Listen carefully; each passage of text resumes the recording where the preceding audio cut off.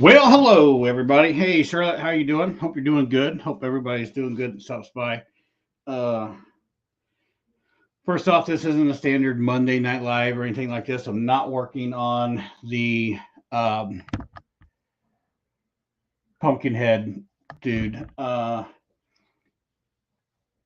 a giveaway going on to help Pandora Rose. She's had cancer. She's fighting a battle with cancer, and they're trying to raise money for her over on a gosh dang it, she has a GoFundMe page, and Keith with Cobwebs and Candlesticks, him and Vic Springston with Monster Myth that's put this stuff together. Just trying to help Hunter out, raise money for medical bills and that type of stuff. So they're doing a giveaway. There's quite a few different people who are giving stuff away for this thing. So they reached out to me and I said, yeah, I'd make something for it. And I think that the giveaway is going to be at the end of this month. Um, So I can't remember if you go. If I'm sure if you go hit Cobwebs and Candlesticks Facebook page up, or even go look at his YouTube channel, there's the rules and stuff on there. And it's like $20 gets you, I think, a couple entries or whatever. And if you do more, you get more entries or whatever, that type of stuff. But it's going to go to a good cause. At Pandora's, they're good people, so it's going to help them out with their financial situation with all the bills and stuff that occur with that. So I am making a pumpkin for this giveaway, and basically I'm going to clay it out tonight and get the face all done, get everything done. So we just got to set around and dry so I can paint it and have it all finished. And I figured since I was down here and doing this that I would just go live while I was doing it. And whoever wants to stop by and talk and chat can talk and chat. Other than that, I'm going to get after this thing. Let's see if I get some music going on. But I'll turn the camera and move it to the pumpkin here. And I'm going to lay out just a bunch of clay on this thing and get this to look like something tonight. And so I'll clay this whole thing up tonight and get her up and running. Make her look like a pumpkin all in one night.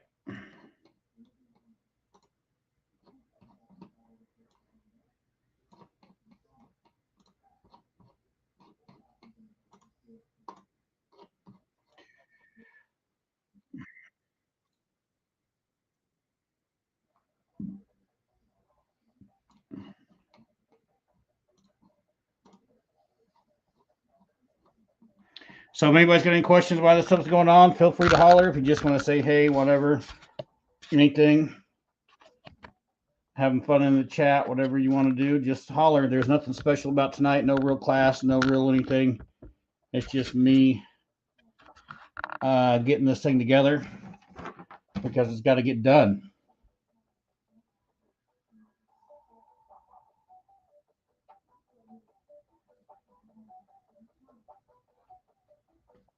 Hey, that's awesome, Red Hot Homestead. Yeah, Halloween makes some pretty cool stuff. He's got his work is very good. He's got a good flair to his stuff too. I really like it. I have tried to do my best over the years not to basically copy his work and Pumpkin Rot as well. Pumpkin Rot's got some awesome work too. Um, I try my hardest to stay away so it doesn't look like I'm just doing the same thing they're doing. But I've already made some paper clay. My paper clay is made out of toilet paper. First time I come across the recipe for the paper clay was, oh my gosh, Joni, what was the name of her? UltimatePaperMache.com. I want to changing the recipe up just a little bit to suit my needs, not anything major, but added a wood glue to it so that it would be a little bit more weather resistant because all my stuff sits outside.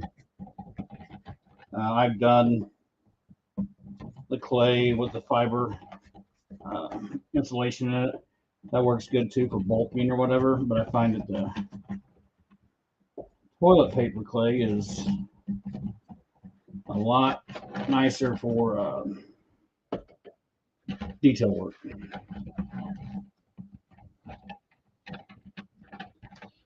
I just threw some mache paste on there. My mache paste is Type 1-2 wood glue and water. This was already pretty dry. I just wanted to make sure that my clay tacks to it pretty decent. So that's the only reason why I put that on there. Yeah, man, pumpkin run makes some cool stuff.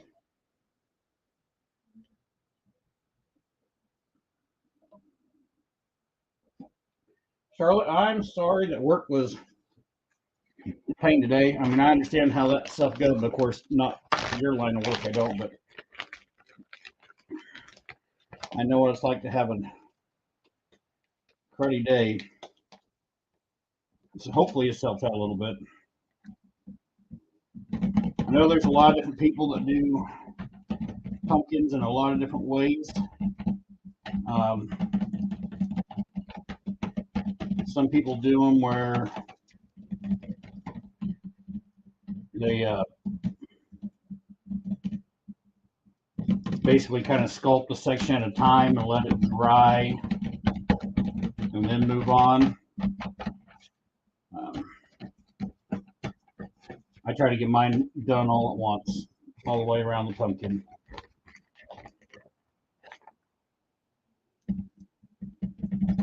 So the first thing I'm going to do is just get this covered in clay,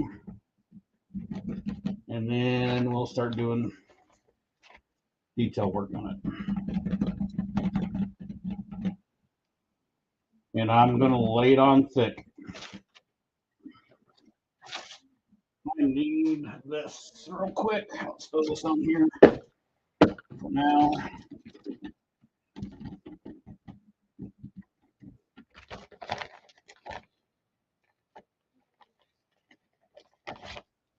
Nope, you're absolutely right. You can never have enough Halloween pumpkins. I'm always down for pumpkins. I think they really say Halloween to me.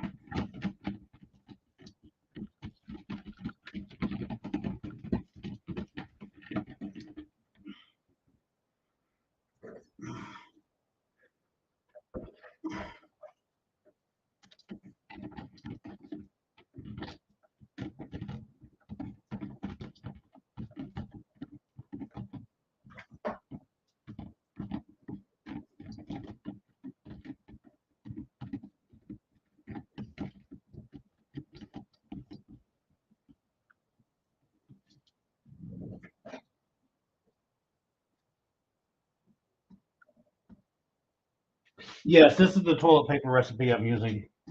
Yep.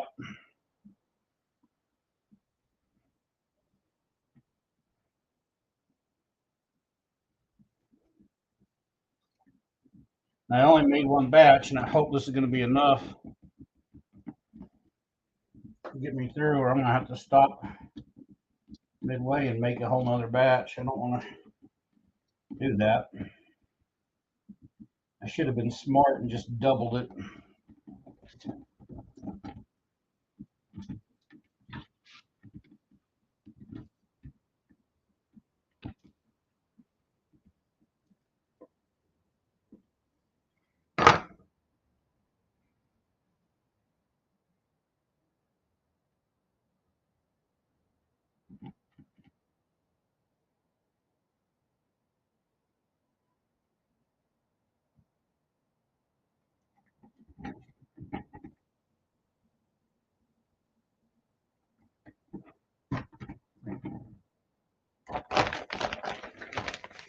What's up, Dead End? How are you doing, man?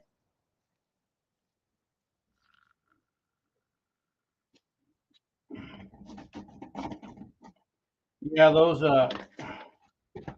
old vintage trick-or-treat baskets are pretty cool.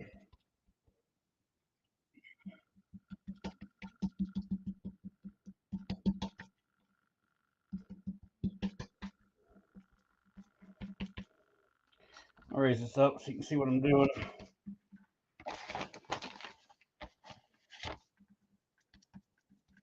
I want to use a lot of water to kind of spread and thin this stuff out. Oh man, that's not going to be enough clay. Dang it.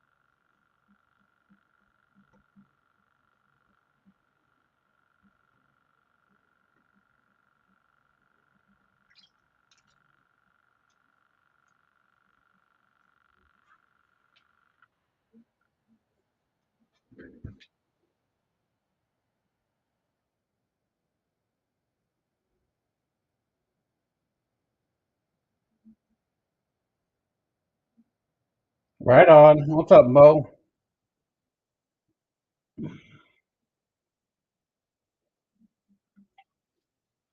Sorry, guys, if I don't catch your comments right off.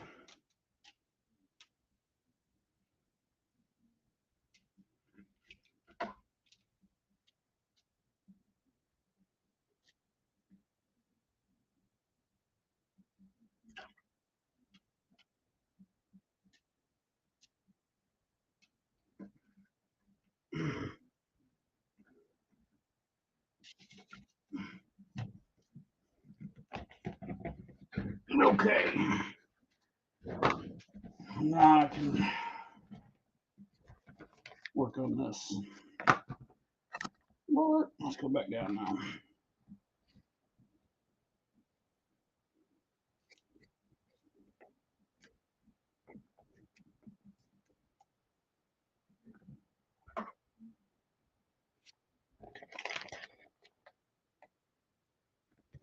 Yeah, the old vintage candy pills are pretty cool.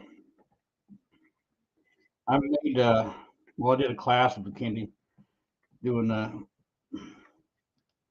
candy pills, and when I first made a candy pill, I wasn't even thinking about the old vintage ones.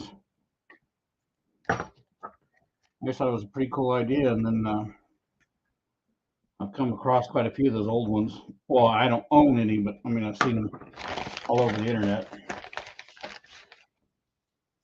They're pretty cool. Oh man, I needed more clay for. I want to raise a lot of this stuff up and give this thing some real expression. Gosh dang it.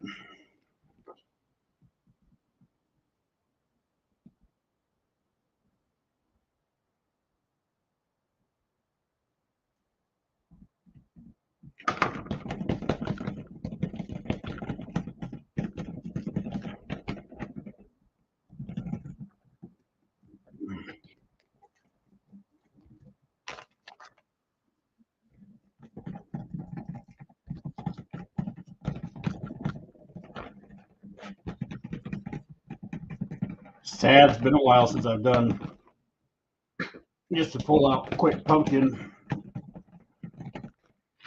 Should have known better than just to do one small batch clay.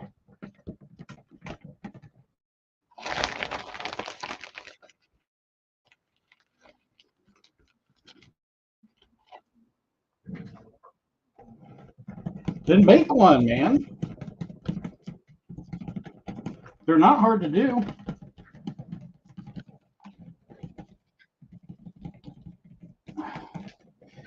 Heck, I've got the live class deals that are still up there, and then there's also just a standard tutorial on the channel making those pells.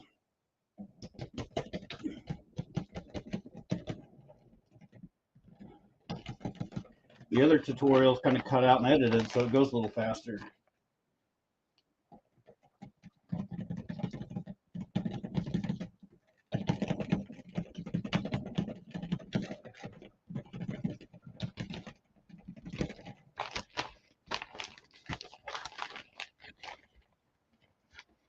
Riddell Z.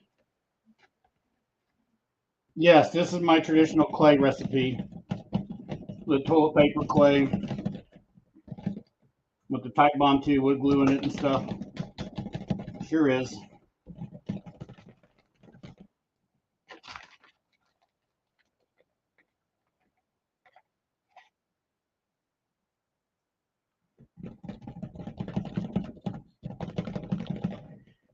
I don't remember. I remember for the most part, I think we had a couple of, I'm not going to have enough. A couple of those plastic pumpkin tails and stuff, but for the most part, we like, of course, that was horrible. I wanted as much paint as possible, so we took like our, we took like our, gosh dang it, pillowcases.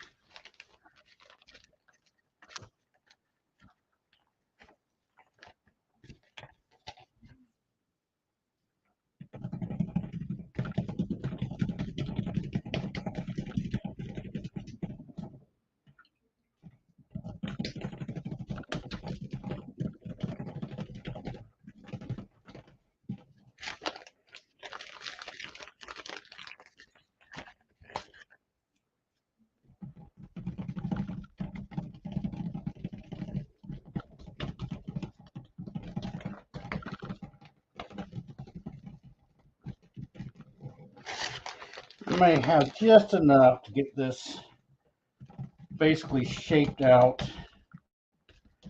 and kind of get the face done or whatever. Then I guess I can come back after it dries a bit to add more expression to the face. I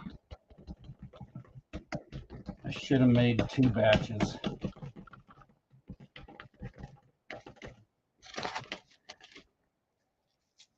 What's up, Joey?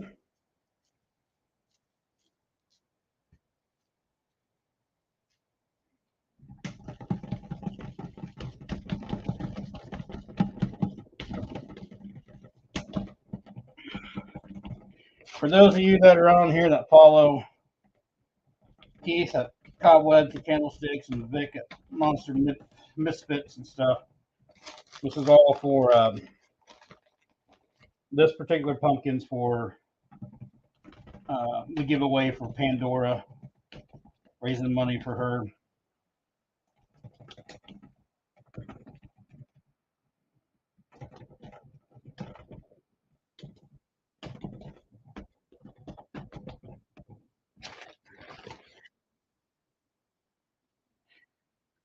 So I probably will wind up doing a little more clay after tonight because I want to make these expressions a lot more exaggerated than what I'm going to be able to do with just this. If someone's going to win this, I want it to be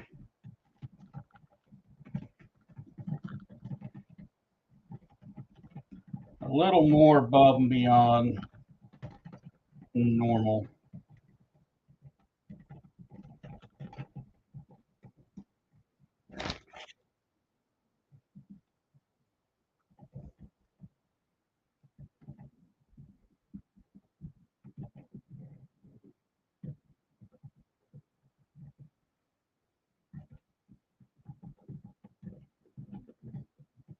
See, when I do these pumpkins too, I like to go ahead and get the stem attached to that main base layer, and then clay all around it, and then clay around the stem later on for detail and stuff. That way you basically make the whole stem a solid piece of the pumpkin. All my pumpkins I can pick up by the stem and carry around. They won't break off.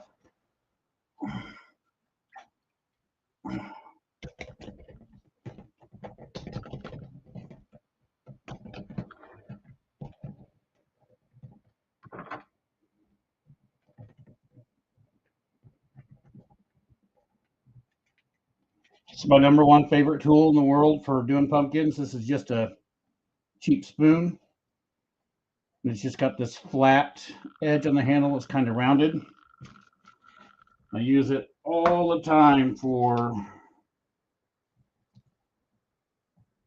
smoothing clay out. Just keep it a little wet and you can drag it right over it. Get a pretty smooth texture.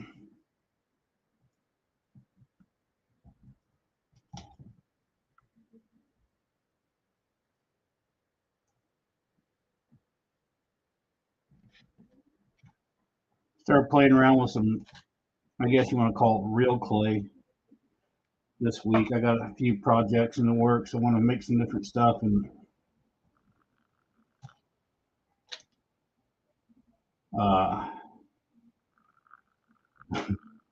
these are so paper clay and then actual clay are still worlds apart.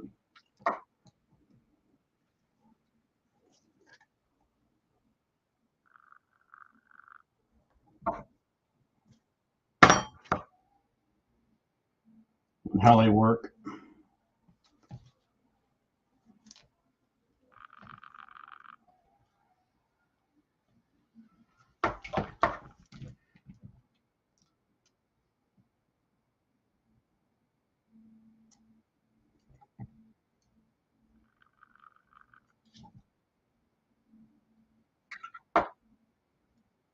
Gosh dang it.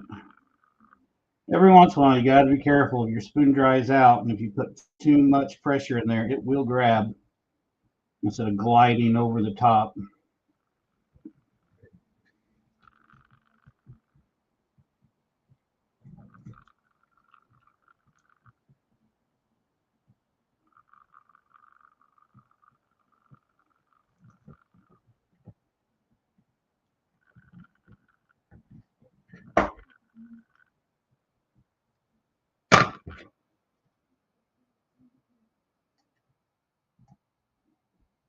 Kind of did a few things backwards in this too. This pumpkin's already hollow.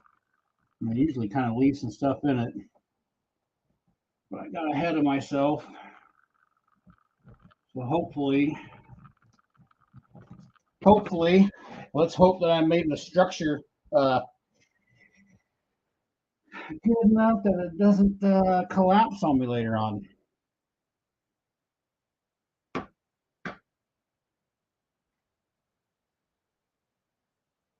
Yeah, Charlotte, I am going to give it a creepy face.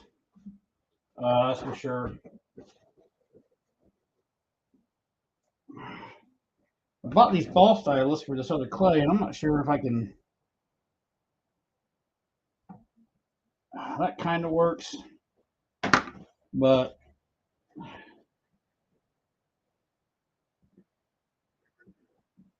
I'm going to go back with Old Reliable. This is just a hot glue stick.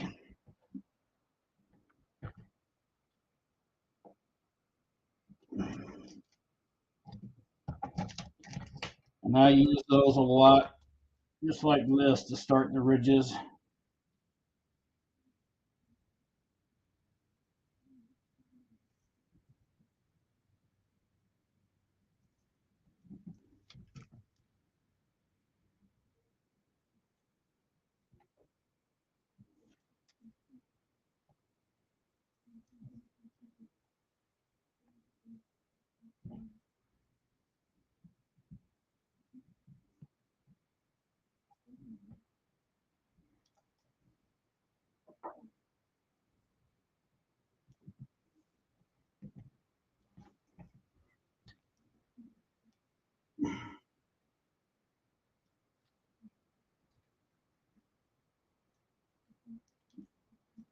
Basically, I'm just pushing in. Paper clay, you're just really kind of moving the clay around. Can't really dig into it because the paper fibers get in the way. But you can push it and manipulate it.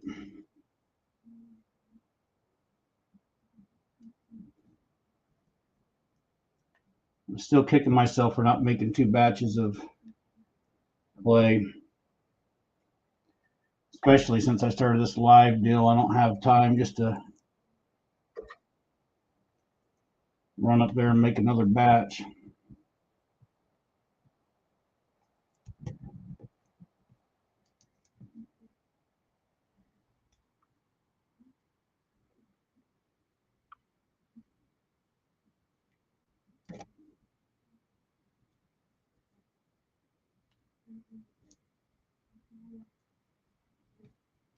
That's okay. Because I can get done when I can get done tonight. This can dry out, and then I can add more clay to it later, like Monday or something. As long as I get this thing painted and sealed before they do the drawing. That's all I'm concerned with.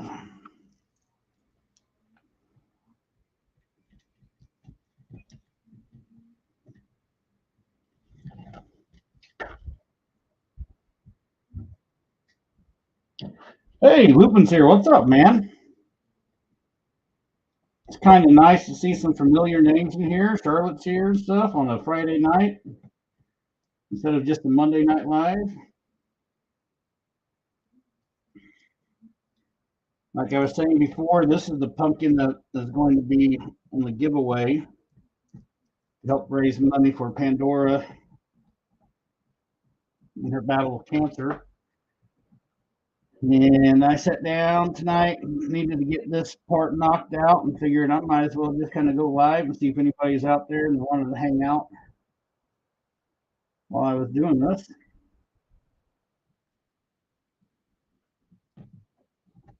And I guess if you've never watched me do a pumpkin before, you can learn some stuff at the same time.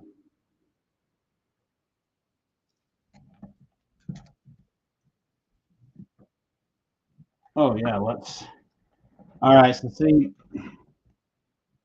this spacing between here and here is pretty good, and we're still pretty good here. And I wasn't paying attention when I went around, and now all of a sudden I've got like, where'd it go? Where'd it go? There was one I didn't like. Oh, right here. So that, and then here, that's pretty small. I don't know. I guess I'll leave it. I was gonna change that up a bit, but I guess it's okay. It still looks pretty decent. We'll roll with it. I do like this little ball thing for getting inside there, though. That's kind of nice.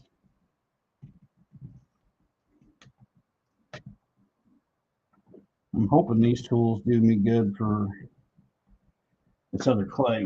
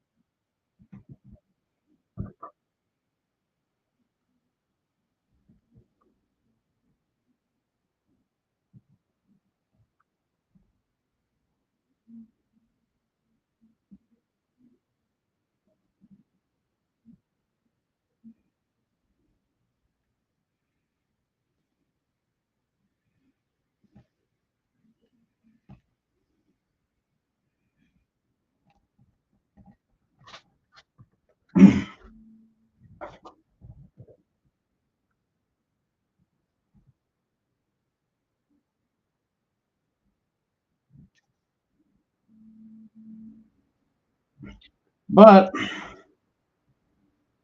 There's several different ways to do pumpkins or whatever. Doing it this way, just slapping the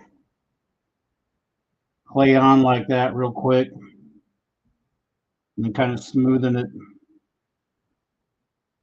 and then throwing the hot glue stick in there to start creating your ridges is pretty fast way to create a pretty decent looking pumpkin. I mean, there's all kinds of different ways. You can start off with just a trash bag or one of those Walmart sacks or whatever. And I've done them that way in the past, fill them up with newspaper or whatever, and then tie string around it or tape and kind of create the ridges first. And then when you mache your first layer on, you've already got this pumpkin shape.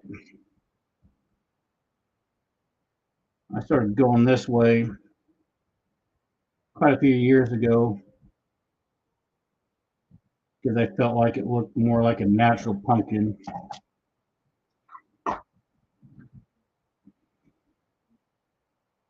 Right now, all I'm doing is getting in here in this valley and then kind of rolling the edge over because we got a pretty harsh line right here, so I'm trying to soften that edge up.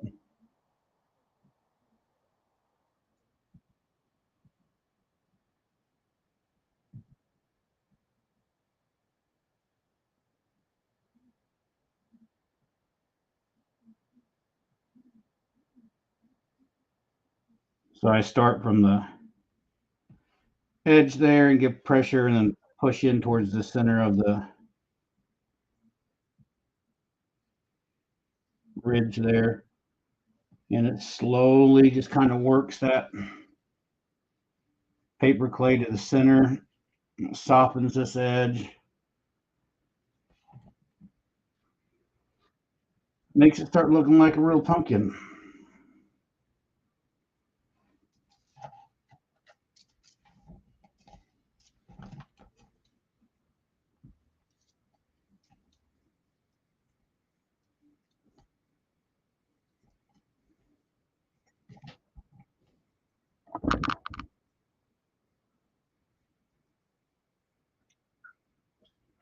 Dude, Lupin, you're correct. You can use whatever you got, and you don't need to have a lot of expensive tools to get it done.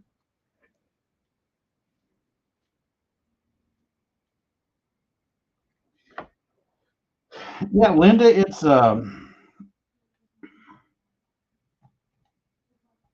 after you make it enough, it's just kind of a feel every time. I mean, the basic recipe that I always use is two rolls of toilet paper, and I just buy cheap toilet paper, and they're probably 2 ply sometimes. Sometimes I think I even have single ply before. I don't really pay attention to that. Like if I'm at Walmart, I'll just buy the cheapest ones I can find, and if I'm at dollar store, Dollar General, or whatever, I'll buy the cheapest. And I think those are pretty much 1 ply there. I think anything I get at Walmart is 2 ply. But it's 2 rolls of toilet paper, 2 cups of joint compound, and everybody like Bob Carroll did one. He used DAP from Walmart or whatever, and it screwed up his clay. So I'm going to buy some DAP and try it. But this is +3 sheetrock compound, joint compound. That's what I use in my clay. So it's 2 rolls of toilet paper, 2 cups of joint compound, a cup and a half of Type Bond 2 wood glue. I've tried other wood glues. It does not work the same. It creates a rubbery consistency to it. Half a cup of flour. And then I'll throw some kosher salt in there to try to help battle with mold. But generally, if you put it in a Ziploc bag, it'll last 3-4 months without having any problems.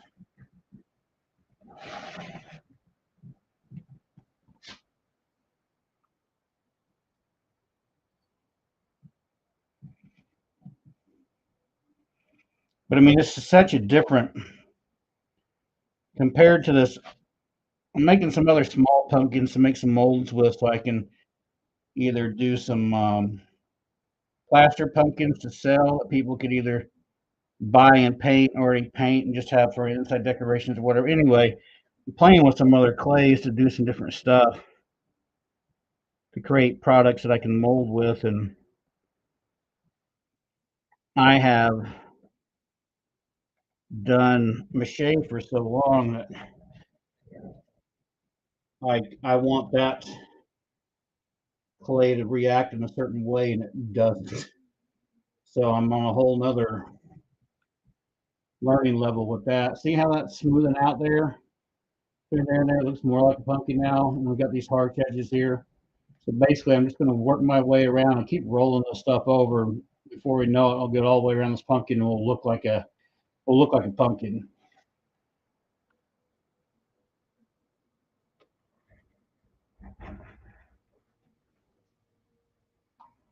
Yeah, you can try to add mineral oil, see if it helps.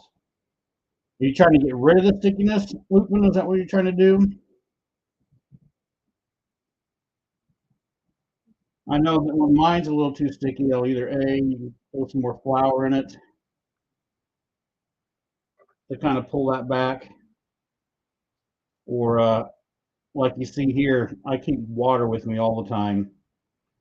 You keep your hands a little damp and stuff too. It helps from being sticky. But this batch came out, it wasn't overly sticky to begin with. So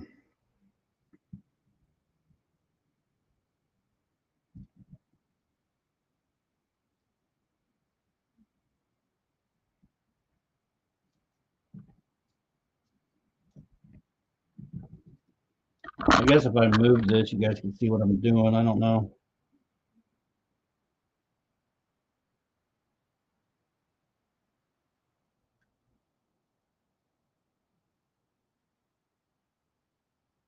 But I'm literally laying that spoon in there and kind of grabbing. And I don't know if you can see it wrinkle up. I'm pushing this clay towards the center.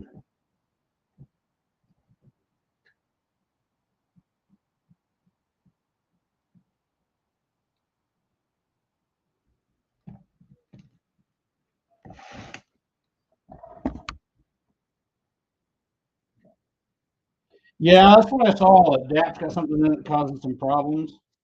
I've never tried it, so I'm curious just to buy some and make a batch just so I can see what happens. Right? And it's not that I don't believe people that it doesn't work. I'm just really curious to see what's happening, what people are experiencing, because I've never tried the DAP joint compound.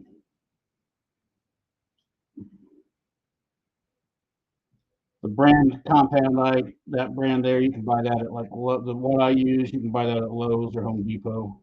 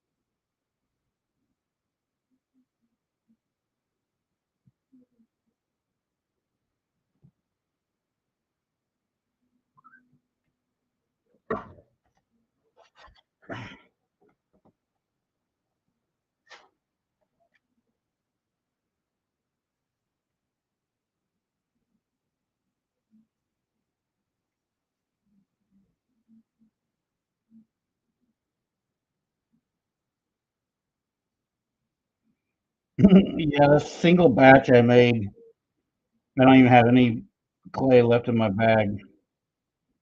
Is all on this pumpkin. I really should have doubled it.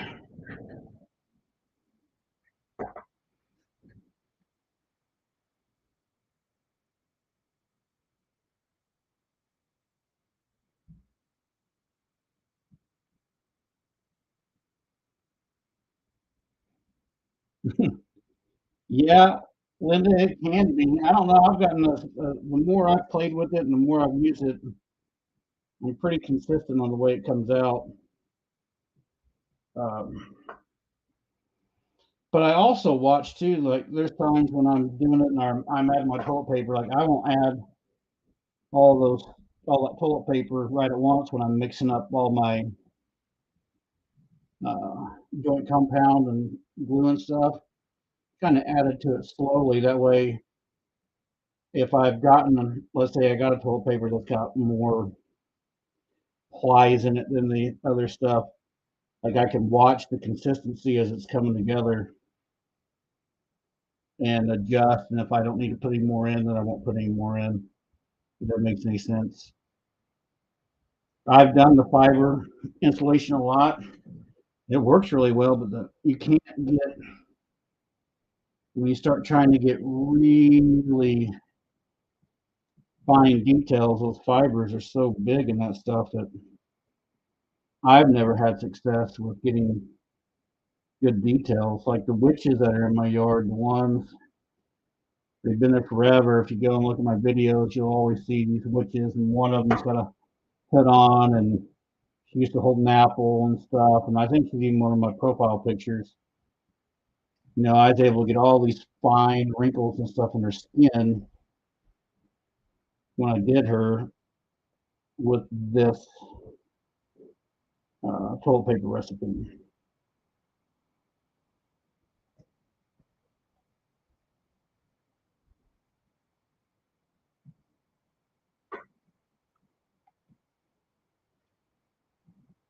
So sis,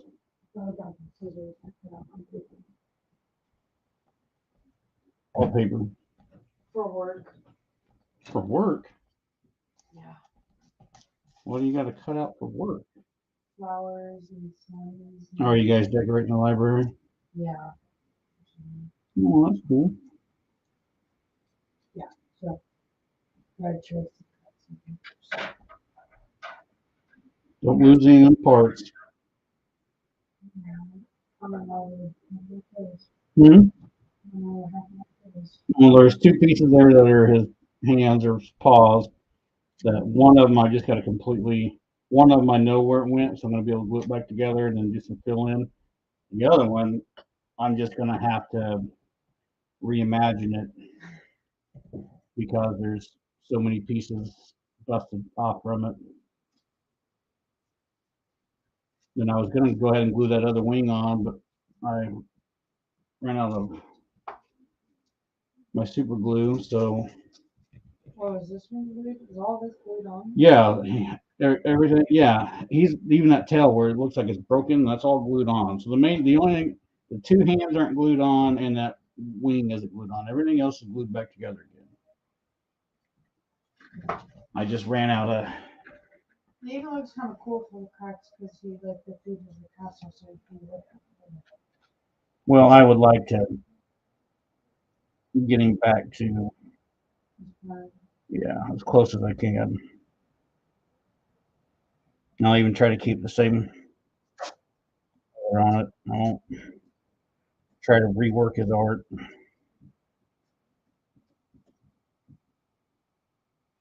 My daughter's down here.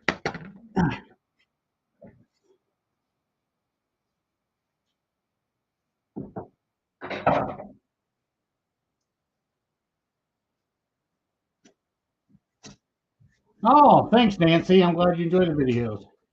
Uh, anyway, what I was saying, I was talking to my daughters come down here. They're out for the summertime, and she took an art class, and they did some pottery and some different things. And one of her friends made this like little castle, and this dragon slept underneath the castle. And he gave it to her at the end of school, so it's super cool. And he did a super good job with it. And this little dragon's like curled up, sleeping, right? So the wings are over its back and stuff, and then the head comes around. And anyway, somehow the wing had gotten broken. So I told her that I would glue the wing back on. So I came down here the other night to glue the wing back on, and I grabbed a hold of it, and this thing's all made out of pottery clay that you got to fire and stuff. So I had a hold of its head and it's got these little horns on it or whatever, and I was just kind of looking at the bottom of it. It was kind of hollow, and then I was getting ready to sit on the table, and then the horn broke. And when the horn broke, it fell out of my hand, and then this dragon just hit the floor and busted up in all these pieces. Charlotte's saying, "Hey, dead end yard hunt," saying, "Hey, daughter, bring it over here real quick." Bring it over here? Yeah, just be careful. Grab from the bottom. Yeah, I've always got big.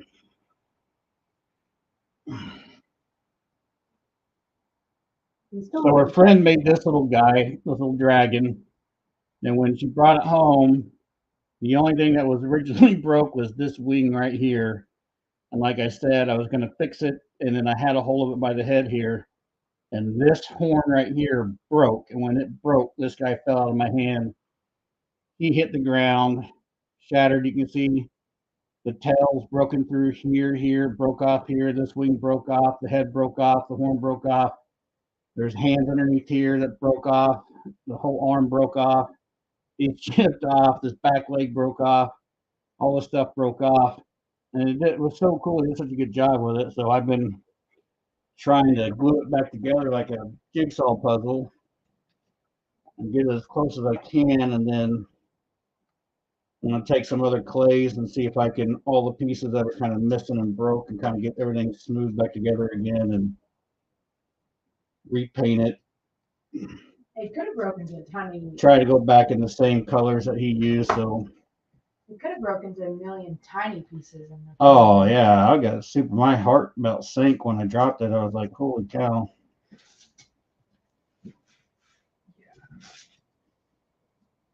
Guys, I'm gonna go cut this stuff.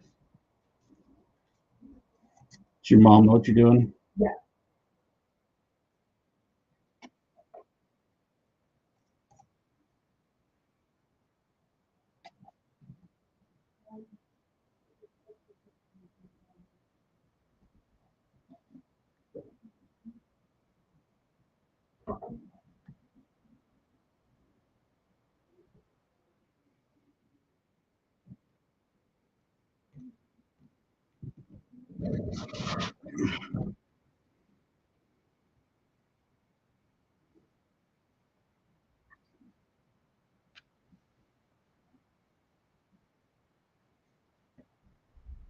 Hey, Linda, how are you?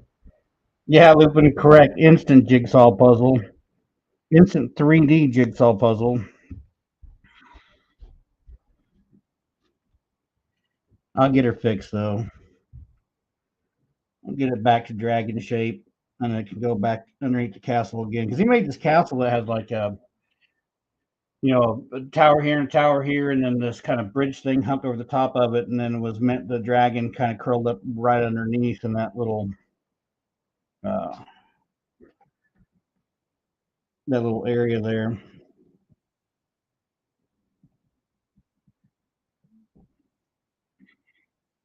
It was super cool, and then I wound up, well, before I broke it, called his parents first because I was like, "Hey, do you know that he gave this to Bree?" I'm like, "This thing's awesome, and I know he spent a lot of time on it, and if you guys want it,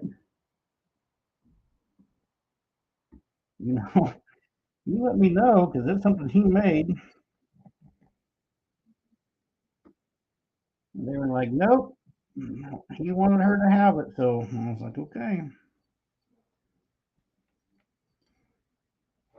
And then right after that conversation, I brought it downstairs and broke it.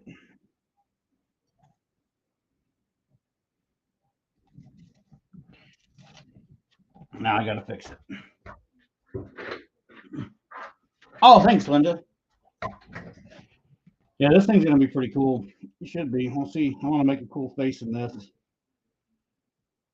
That way, whoever wins it in this giveaway is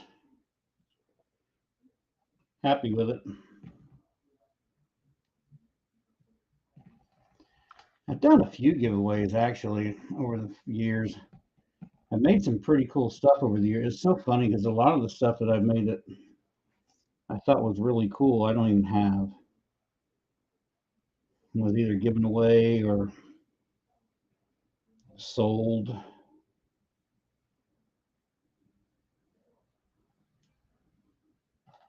And then I'd find myself in a time crunch and Halloween would be coming around the corner and then I would just be slapping stuff together as fast as I could.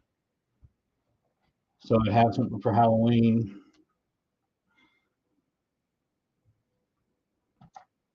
And all my super cool stuff was somewhere else.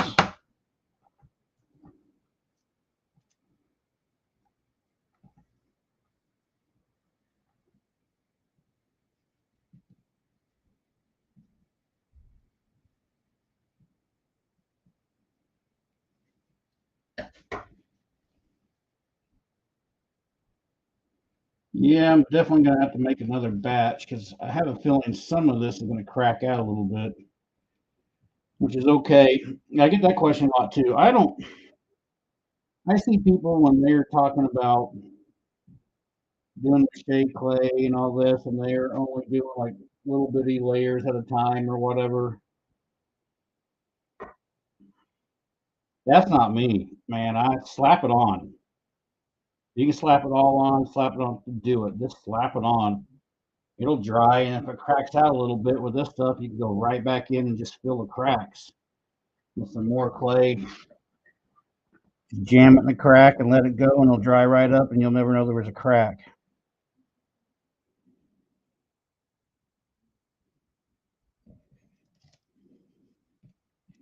So I'm curious if I get this wet, can I smooth that center out? Like, oh, look at that. That's pretty.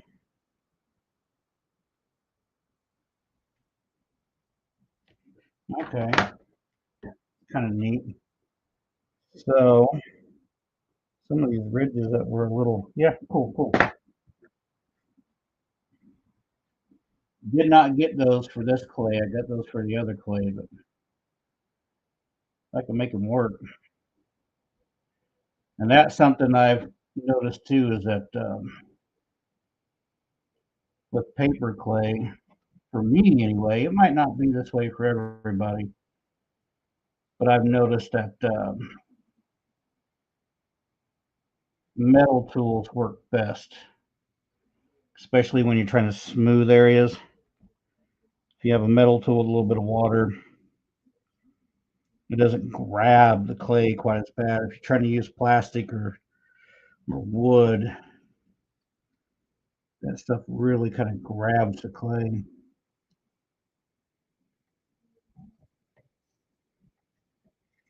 All right, we got two more. Two more. Let's smooth around and then we can start working on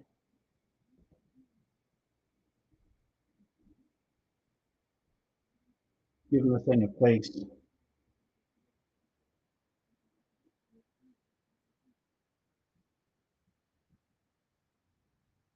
See, this clay, I really believe I could have done like a little more joint compound. So this toilet paper, I think, was 2-ply. And if I would have done a little more joint compound in this, it'd be a little easier to smooth with my fingers, if that makes sense.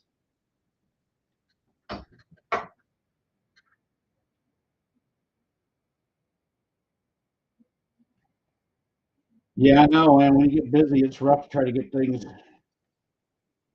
made. Like I've been working on the studio and then working and everything else and trying to learn different stuff with live or whatever. I needed to make a month and a half ago. I should have been making this pumpkin, but I was working on all this other stuff, and now I'm down to the wire and have to get it done.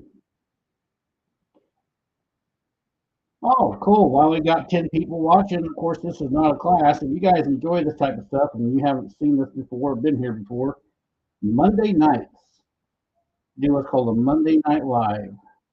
The Monday Night Live are actually supposed to be build along classes where you guys, I try to give you a material list. You guys get your material list together. You come in on Monday night with me, generally about 7:30 Central Time, and we start building the project together.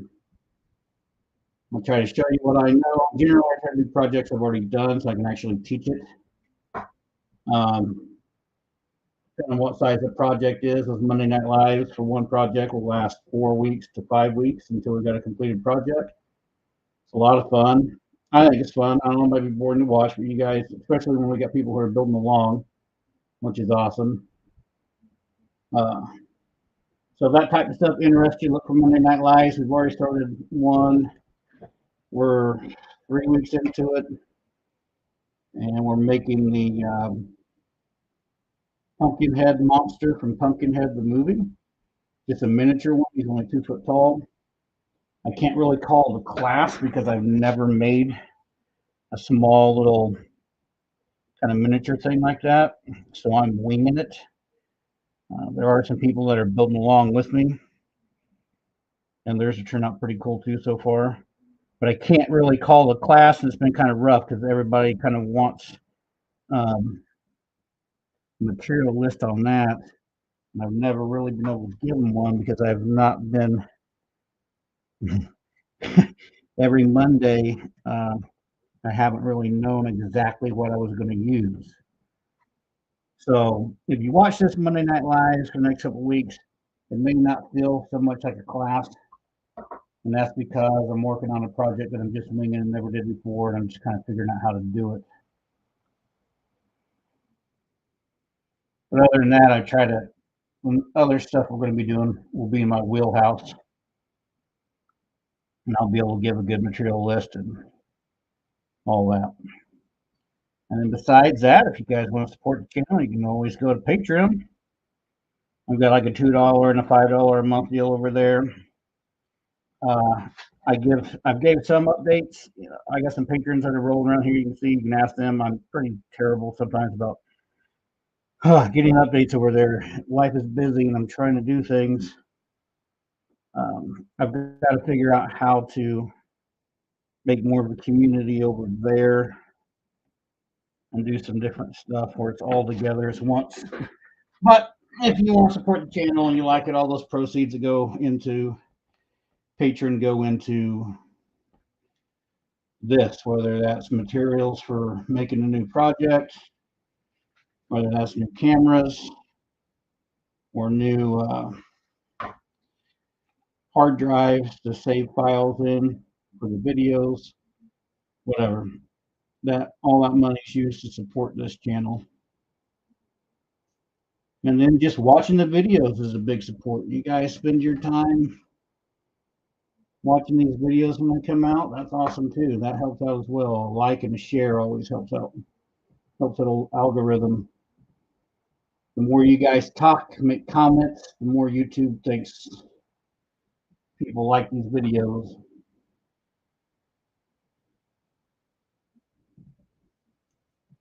Shameless plug, man. I'm going to be doing shameless plugs all the time.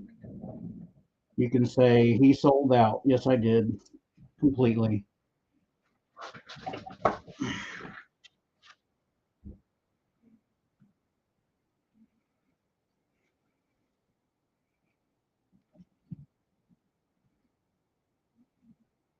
Sorry if my head's in the way. I'm not paying attention. I'm just really trying to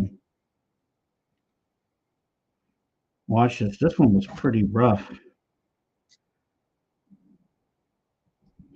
I'm really trying to get it smooth over. Oh, look at that. See that? Look at that. Look at that big scar. Wasn't paying attention. I just rammed my finger through that. Oh, let's fix it real quick.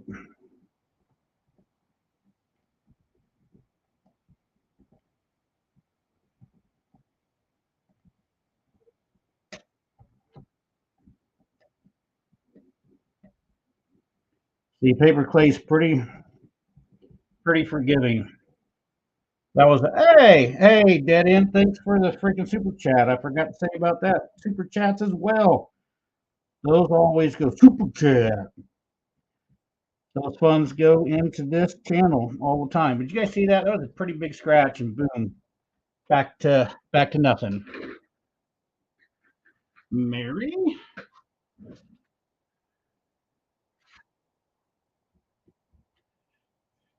Randall Z, if you go to my channel, the one that this is on later on, and look, you'll find a YouTube video for this recipe. If you go all the way, if you watch it, sweet. If you don't watch it, and if you just scrub the video all the way to the end, at the very end, a list comes down, and it's written on there, the recipe. But the recipe is, I just tell you right now, if you got a pen or piece of paper or something, the recipe is 2 rolls of toilet paper, cheap toilet paper,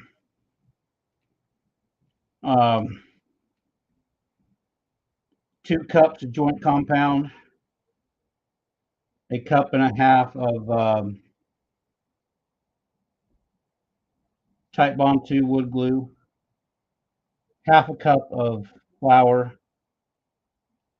and then I put some kosher salt in it to kind of help with mold a little bit. And what you got to do is you got to take and soak your toilet paper first, like you bring it all out into a bucket or a bowl, fill that full of water, let that get wet, soak down, and then I take a hand mixer and beat it all up. And then once that's done, I'll take it and wring it out by hand. I don't wring it completely dry. I still leave some water in it, but wring it out. Then put that aside, and then put my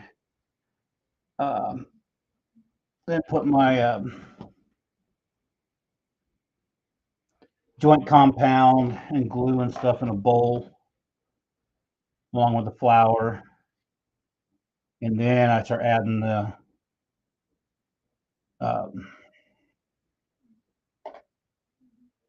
toilet paper fibers in and using the hand mixer, beat it together. And then after so far down, then I start to knead it by hand. You guys couldn't see up there, but basically I was trying to kind of get in here tight in these little areas. My lighting's terrible to make that more pumpkiny on top. Charlotte, hey, thank you for the super chat. Super chat. I appreciate that. I really do, guys. The super chat stuff, all that stuff, I really appreciate. That's what's going to keep all this stuff going on. Okay, we need to find a spot for the face. This is always,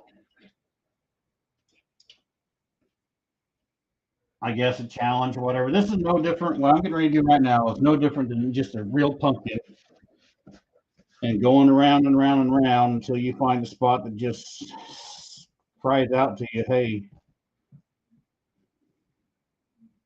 put the face here. When I do that, when I'm looking at that, I'm looking at the ridges and where maybe I can put eyes and nose or whatever and have those dip in. And then I'm also kind of watching the stem, kind of the direction of the stem to, where I kind of visualize in my head the entire face and everything all together and how it's going to be. And like right here, I'm just going to do a little poke here.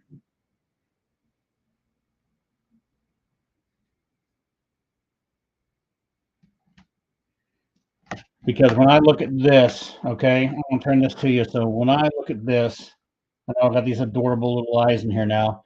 What I see between these 2 ridges is a good spot for an eye here, nose here. But then what I'm looking at is, see this other pumpkin ridge here on this outside, and then this one here. So when I see that, that basically I can picture in my mind. That gives me it's up, lifted up. I'm like, oh, I can really do a big exaggerated grin through all that area, and it all makes sense, right? So to me, that's kind of like that perfect spot for a face. But then you get certain deals like this. Like this one's pretty good. The pumpkin's kind of cocked a little bit, right? So it's the top of it's down on the side and it's a little bit higher here. You use that side, you can literally do like a smaller, like eye here, kind of a bigger, wider eye open here, and then you can start a grin off this side and kind of make the mouth open more on that side and then bring it down to, smaller over here. That way, when you do your whole mouth and you're using the way the pumpkin shifted, it kind of looks like as this expression of this mouth opens up that it tilts the pumpkin, right? Those are the things I look at when I'm doing these, trying to figure out what kind of face I want to do and what kind of expression I want. But this one's just got lots of options. There's lots of different spots on this that can work for face. I'm going to go with this one because I'm going to go with a little creepier look on the face.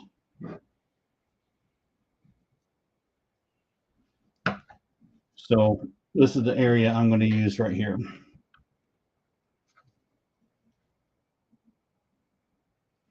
A lot of times I don't do noses, but I think I'm going to do a nose on this one, and then I think I'm going to do a pretty wild expression if I can. We'll see how it goes.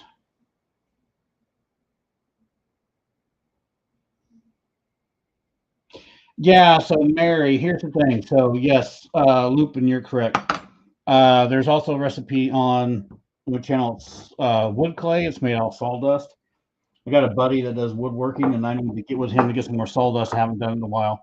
But the sawdust clay, the wood clay, is actually pretty freaking awesome. It sculpts out really nice. You can get some pretty good detail with it because it's super fine. And then I basically make it in almost the same fashion as this, but sawdust instead of TP. And when that stuff dries and dries hard, it's amazingly hard. That pumpkin that I've got, it's been rained on several times. It never gets weak. Nothing like that ever happens to it. It's amazing. But saying that at the same time, these pumpkins too, I set these out in the yard for 30 days and they get rained on and everything else. When these are like, when I'm done with this and it dries out, and then this is basically raw but dry, I'll do a spar urethane inside and out to seal it from the weather. The Type Bond 2 wood glue that's in the mache paste, and then and then I use the Type Bond 2 wood glue again in the clay recipe. That Type Bond 2 wood glue has um, it's kind of weather resistance in itself too. So there's layers of trying to weather resist this stuff. So in the raw, it's dry. Then I'll do a spar urethane on it. Then I'll do my coloring on it. And a lot of times I'll base these things out in black. So I'll even use a black exterior latex paint as the base. And then I'll do acrylic colors over the top of that. Once those are dry, then I'll go back and seal it again with a spar urethane. And they hold up really well. But Lupin's correct. The wood clay that I did is the best in the weather, hands down. Charlotte, it's on there. If you just, I don't know if I've got it in a, I don't know if it's in a, oh my gosh, I don't know if I have it in a playlist or what, but if you thumb through the channel and then go through, I think if you just kind of go to downloads or whatever and scroll through, it was a couple of years ago. Eventually, you'll come across. Oh, here. Let me do this. Let's do this real quick while you guys are on here. YouTube. YouTube Doodles. YouTube Doodles. My channel. Yes. Videos. Yes. Vidges. Vidges. Woo! Slow down. Getting carried away. There's the owl. There we go. Share. I want to copy. All right, so let me put this right here. I'm going to put this right here real quick. I recommend going and check it out right now. At least hit. That's the link to the wood clay recipe. I just know that once the lives are done, this chat that we talked through here this whole time, once the live's done and then it's just on YouTube, our chat goes away and you don't get to see any of that stuff anymore.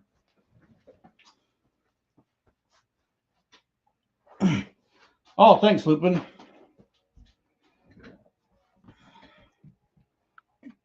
Okay, I want tools. I want these tools. Man, I got these things nasty from. But you know, I bought some cheap X-Acto knives today. And I'll probably be sorry that I bought cheap ones. But this little kit was $7. And I was at Hobby Lobby, and then you could get just a standard true X-Acto knife. Oh my gosh, and just one X-Acto knife with an extra blade was like, well, it was as much as this little kit was. So I'm going to kind of trace out a face here. It's going to have to, I'm going to have it looking towards me, guys. I can't do that. It's just hard for me. So anyway, here we go. Let's get a face going on this thing, and I'll see how I like it. And then we'll go for cutting it out. There's a lot of fibers in this, I can already tell.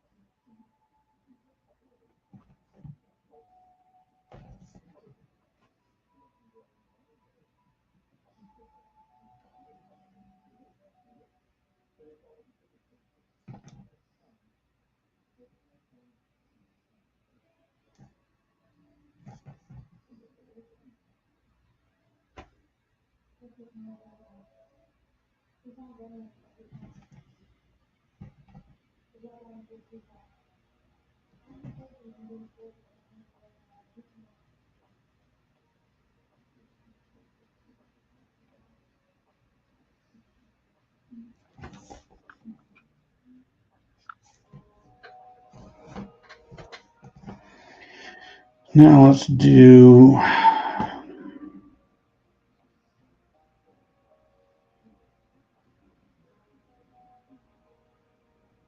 yeah, wow, that's really thin there. If I do that, there's like next to nothing right there.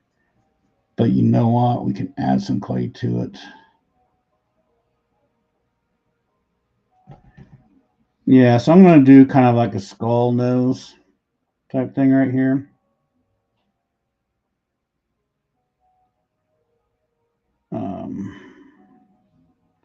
This is super thin in here. So basically, when I do all this, I'm probably going to come back in and build another ridge up in here and then push it into this ridge. It'll change the shape up here a little bit, but that's fine. I'll make this act more like it's a pumpkin that's come alive versus a carved out pumpkin. So we're going to roll with that. And then I want to start up here somewhere.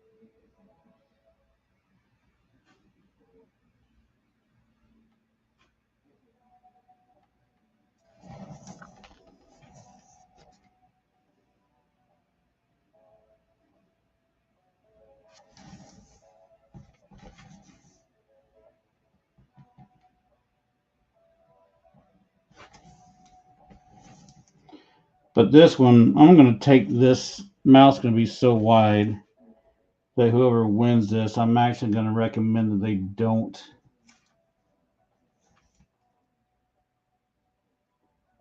use it outside. The wider you make your mouths, the less structure you have as the pumpkin. And then that creates problems.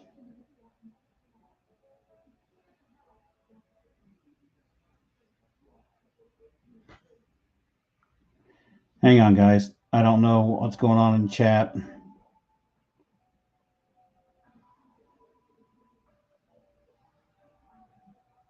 But I'm just concentrating on this at the moment.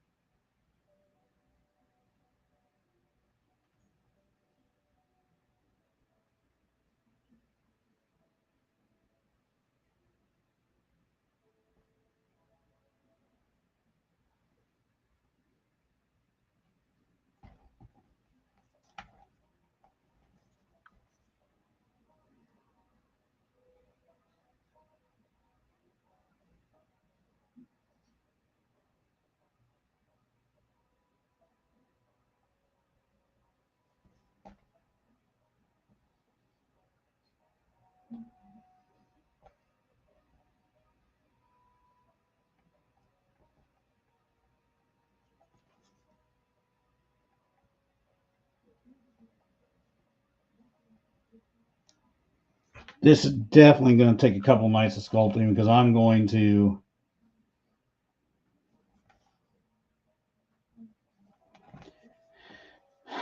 build ridges all over this face and stuff. Like, I don't have enough clay tonight, so I'm going to get all this kind of base stuff done. But all these little teeth areas, like where this is kind of coming down in here, I'm going to wind up bulking a bunch of clay up on top of this, raising this ridge up and bringing it out here. Then on this back, on both sides, and this back side of this mouthpiece, right, I'll build another ridge and bring this way up like the mouth is squeezing open. And I'm probably going to do some ridging underneath the eyes here and kind of bring that and some more expressiveness over the eyes and under the eyes and above this nose and below it. That way we've just got this kind of mangled looking face. And since I didn't make enough clay, I'm not going to be able to do that tonight. So basically we'll get this cut out and then I'll have to let this kind of dry up and I'll make another batch of clay.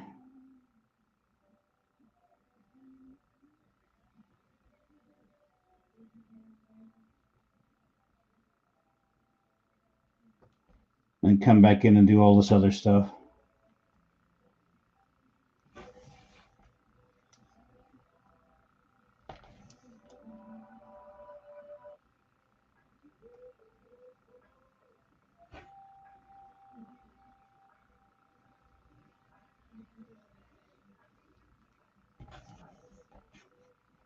See, I need to.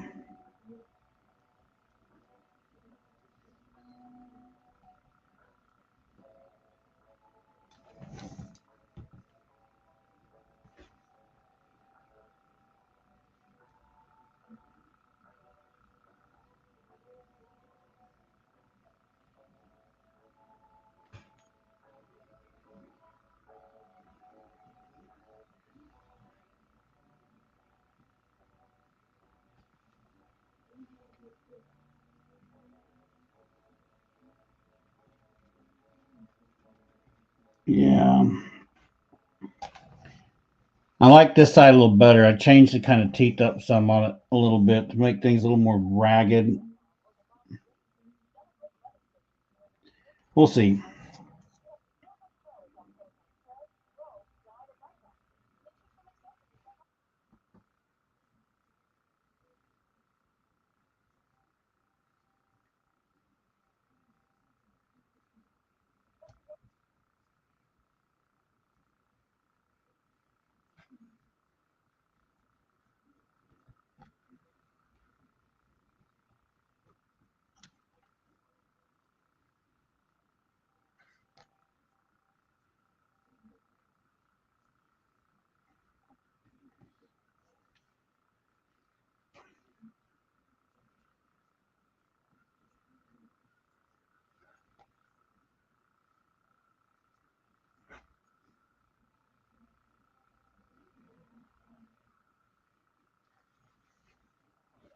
Oh, I don't know. I don't know.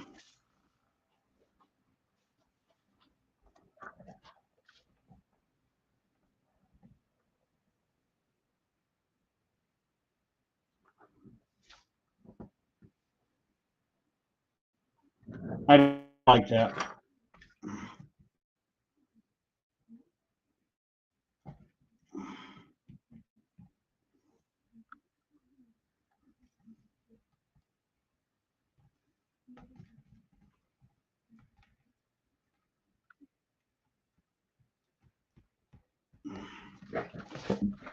I don't like that. We're changing this. I don't like that.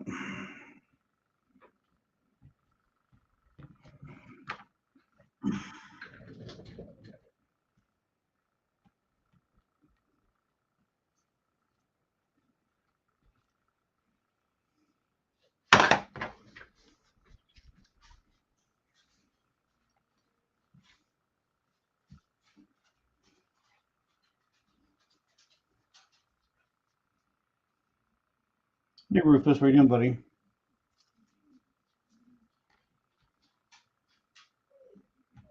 What, puppy? Really?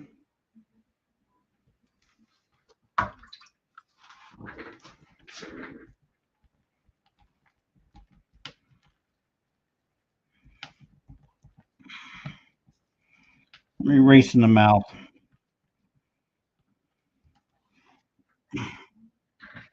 Wasn't happy with that at all.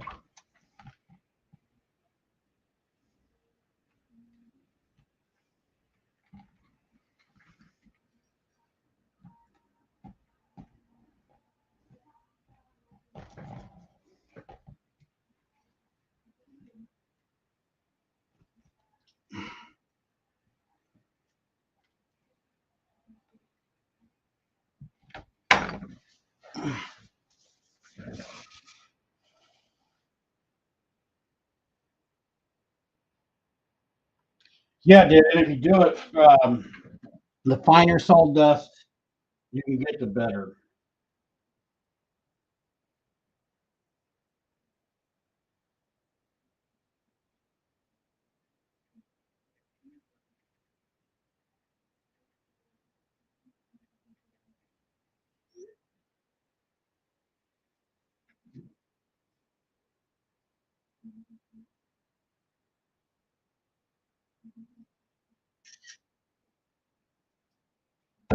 Okay, let's go with this again.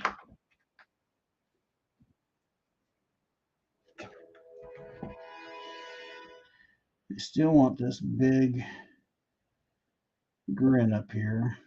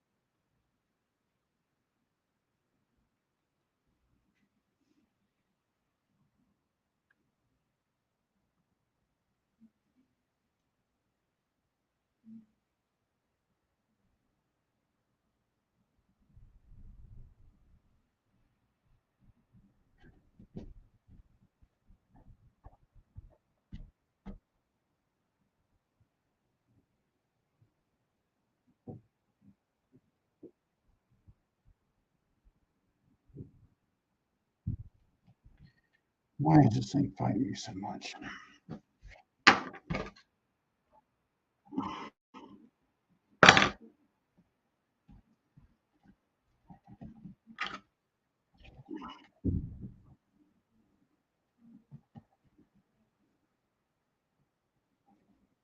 Oh, what is the deal? This mouth is eluding me tonight. What's the problem?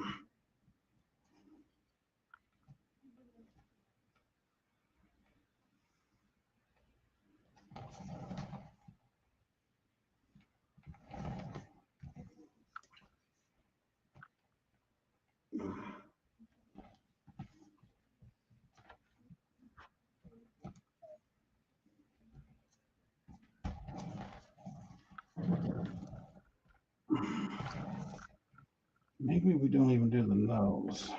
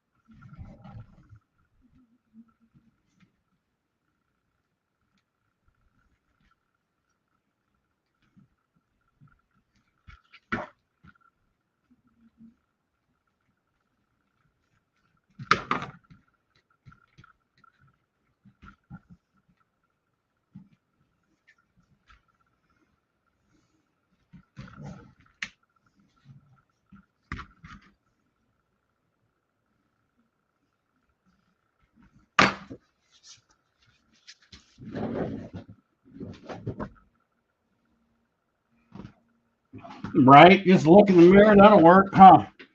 All right. This face is just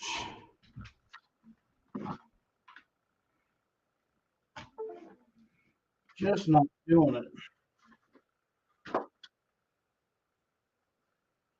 Don't really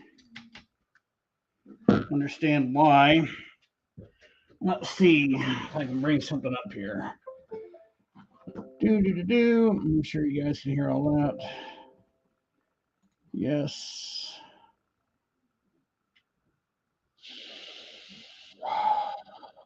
Let's go here.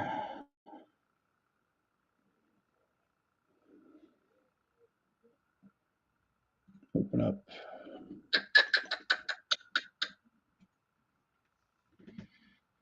I don't know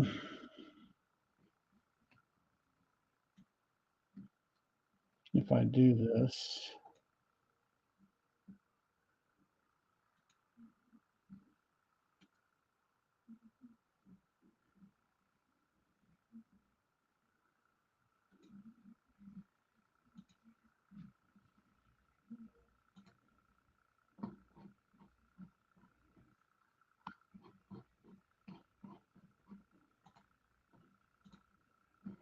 All right.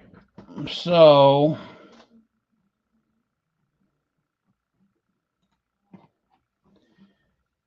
these are some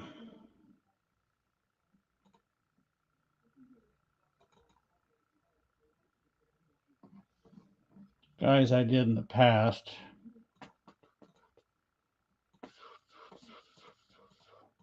Well, there's an old one right there. Wow, look at that.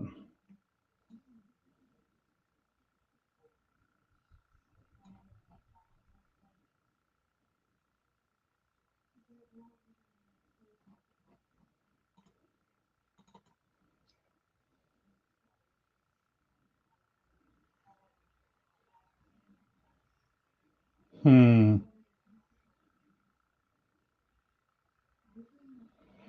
Suppose I can just do it like that, like I was going to do it, and then I can pull these ridges together. Yeah, let's do it like that. I think that's how I'm going to do that.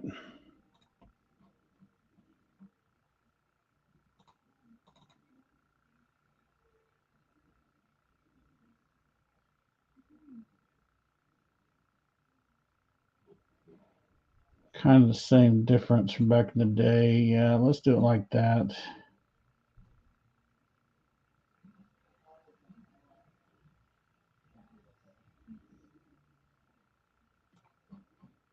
Well, there's an old one.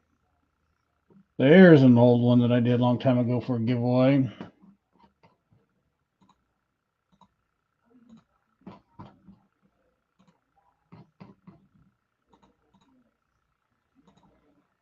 I never liked that one.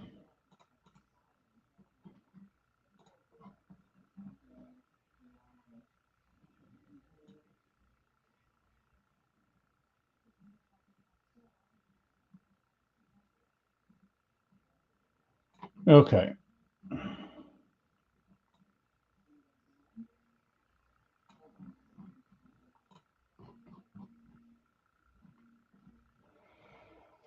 Rogue Gallery, yeah, some pictures of past work.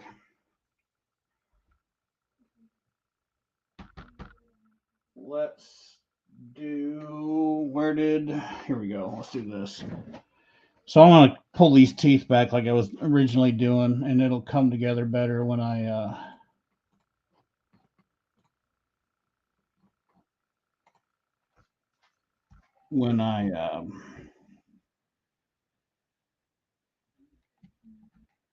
make more clay.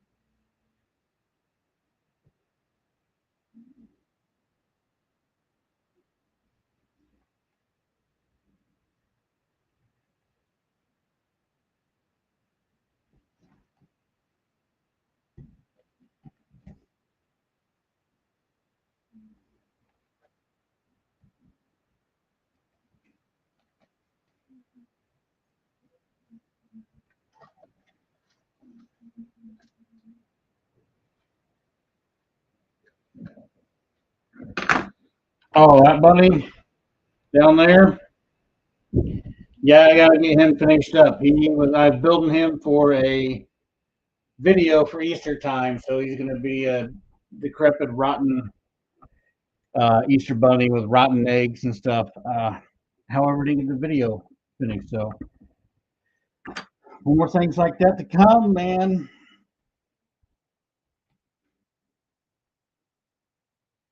I still have all the footage on it, so I can get the video together.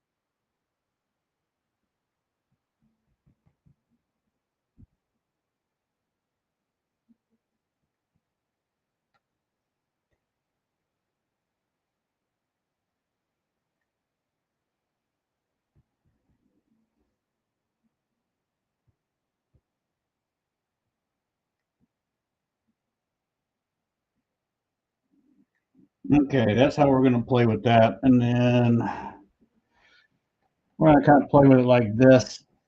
I know it doesn't look like much now, but whenever I put more clay on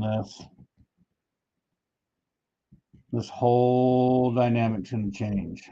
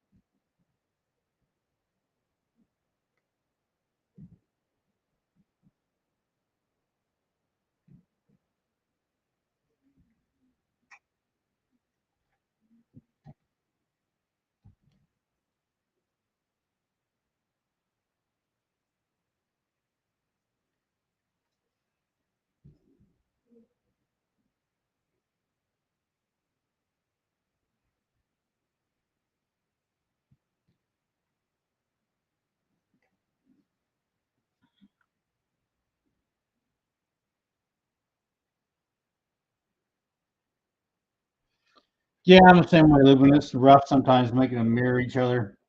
Like I'm always way better, especially in the mouth on the right hand side when I'm doing these things.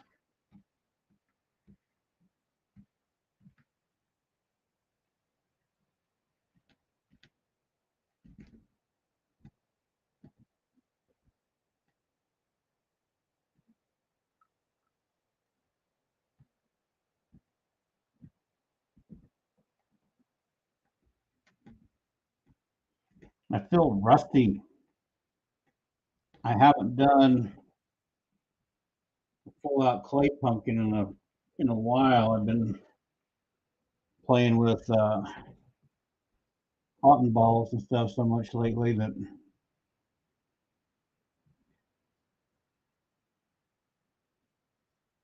and then it's I've changed my technique up on these clay pumpkins so many times too because there's one videos that are labeled like second generation pumpkins. When I made those, I basically kind of drew the face out and then laid the teeth on and did all this stuff like there was nothing there, and I built all the clay around it, kind of sculpted the face, and then sculpted the pumpkin after that. And it takes a little more time. And then I started kind of doing it this way, where I wanted the pumpkins to be, because back then I was trying to make the pumpkins be like they were like creatures or whatever. And then I started doing it like this, where I could make the pumpkins look even more realistic and make them look more like they were carved pumpkins. And I kind of got in the habit of doing it like this. And I'm thinking for spookier looking pumpkins that I used to do, the other way is better.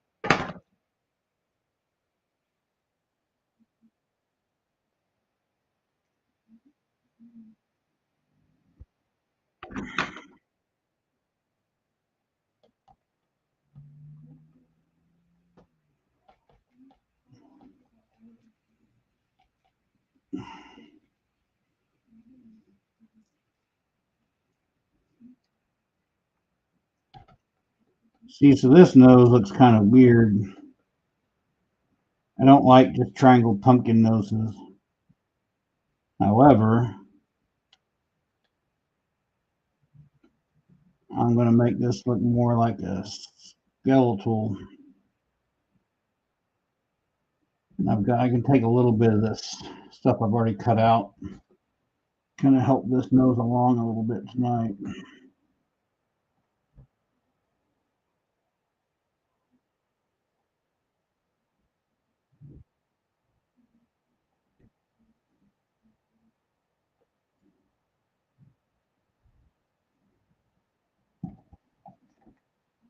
All right, let's take this mouth out of here.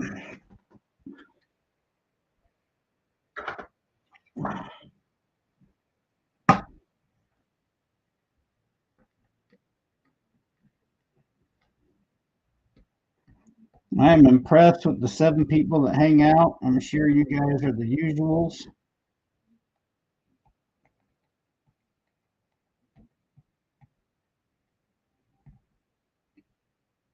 You're amazing.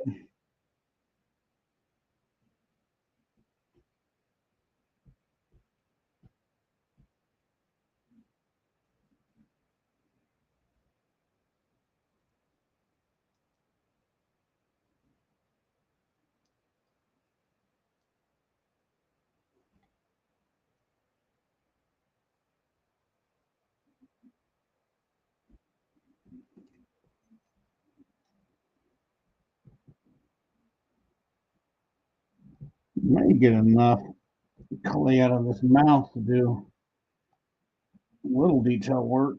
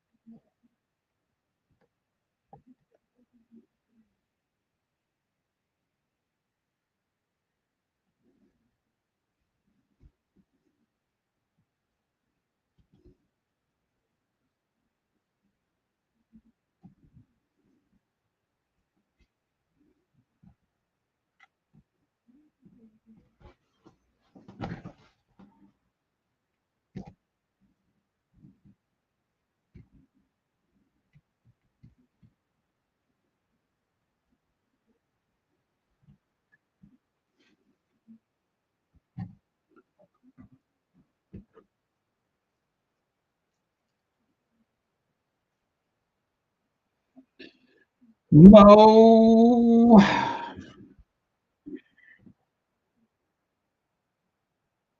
what were you saying? I've got lost in my train of thought.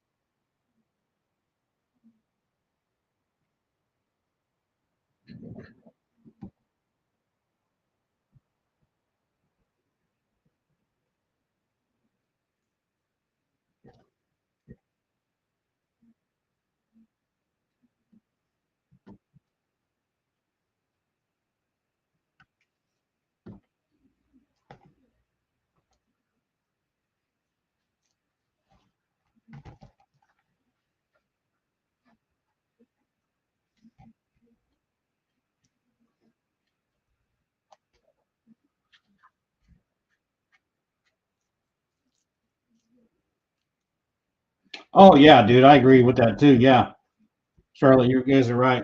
I like gargoyles. I did them back in. I did. Well, I haven't really made one. I made my. That's so funny.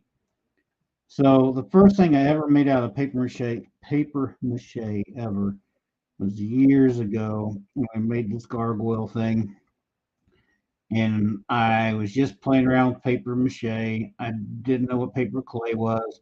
The only paper mache I'd ever done was in my Spanish class in high school. So I made this gargoyle to put on my roof for Halloween, and I used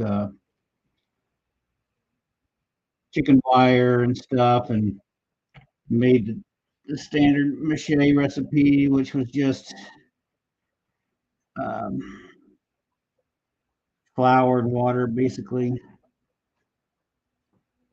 And I put lights in it so the eyes lit up and all this stuff. It was actually kind of cool. And I just sealed it with spray paint. Thought that was going to be sufficient. And then I put it on my roof, and it lasted about 2 weeks. And then we had a big thunderstorm that came rolling in, and it just destroyed that thing. And then I actually gave up using mache for any kind of Halloween stuff for a long time. Then I wanted to make my own stuff again, and that was always the cheapest route. So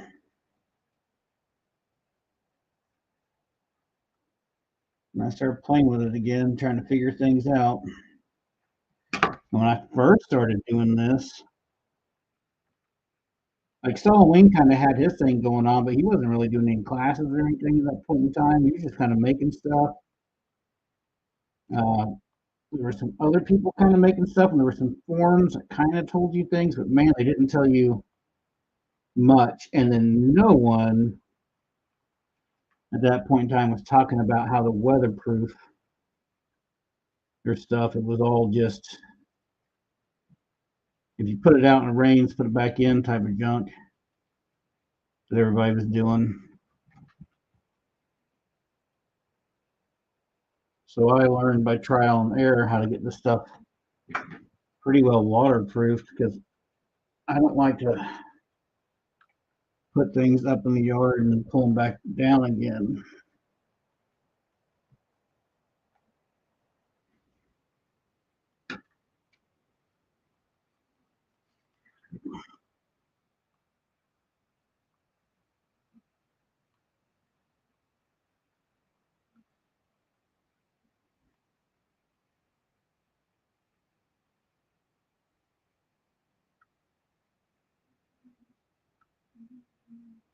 Charlotte made a pretty wicked um, pumpkin scarecrow guy. She sent me a picture of it.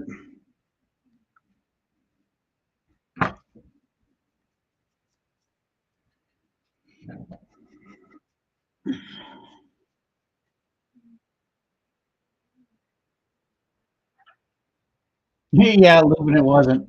Dude, when I came out, there was nothing left but chicken wire and chicken wire and the lights I put in it.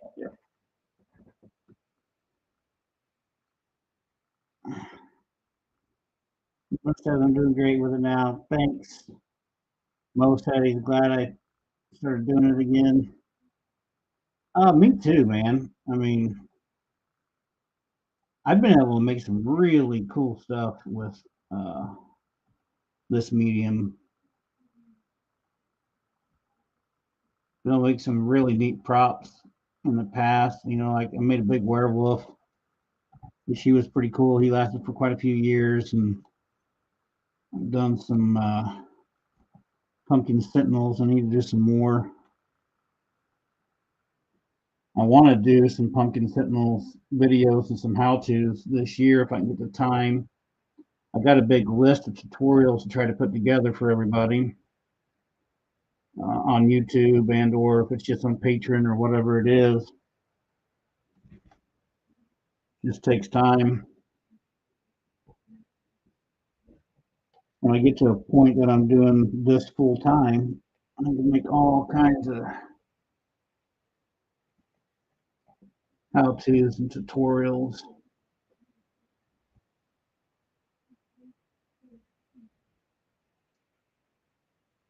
Get out of there. See, I wish from the beginning I would have had the, like I said, I should have made a double batch of clay instead of the single batch because these teeth are really thin because this clay was super thin in this area, and I hate that. If I would have had more clay, I could have laid it on way thicker all over the face, and then all the stuff could have been way, way bigger. But that's why I'm going to come back over. And I may start tonight because I'm getting some clay back by digging this out. But I'm going to come back over all these teeth areas and thicken this stuff up.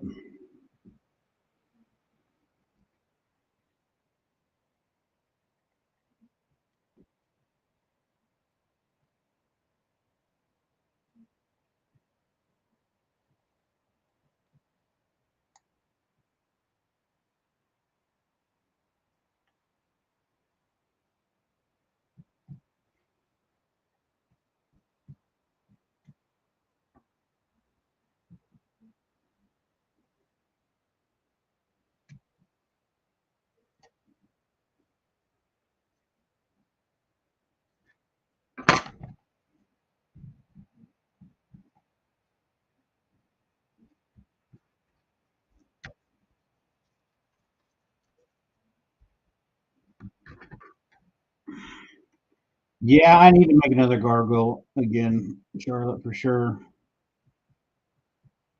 I also want to do some buzzards. Like a long time ago, I made like buzzards out of wood.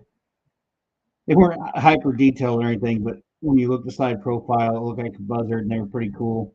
And I always thought that was kind of neat for Halloween too.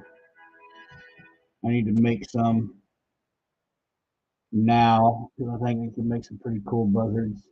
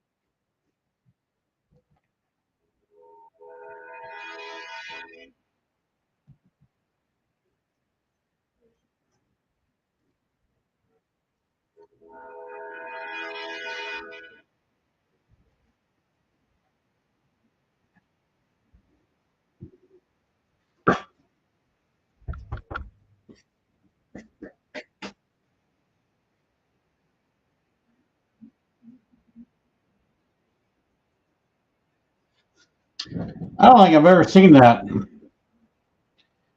Hey, Bob, what's up, man?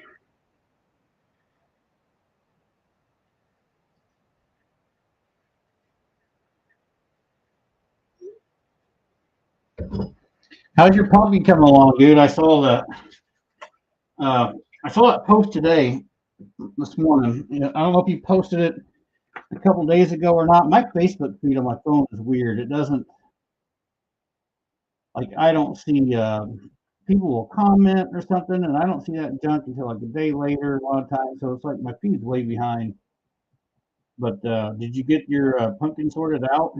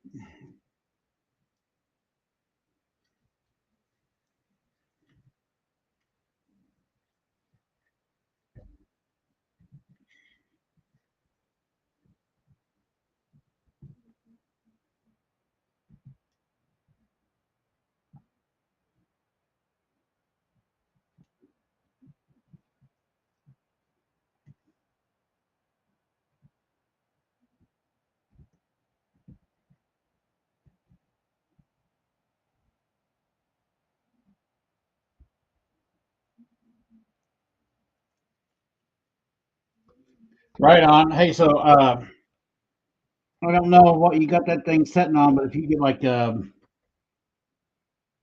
grab a cooling rack for like cookies or whatever, and then set your pumpkin on top of that, the air will get underneath your pumpkin while it's sitting there, and that bottom will dry out a lot faster.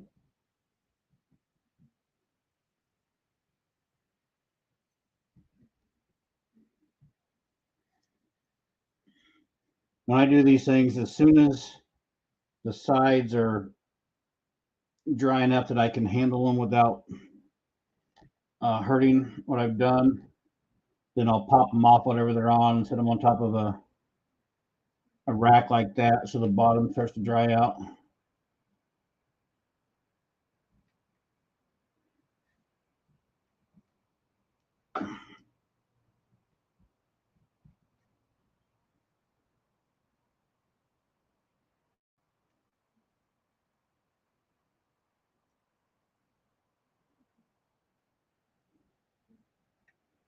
And the bottoms always take more time to dry out because you're standing up and moisture that's in your mache and everything else, it tends to run down with gravity and collect at the bottom.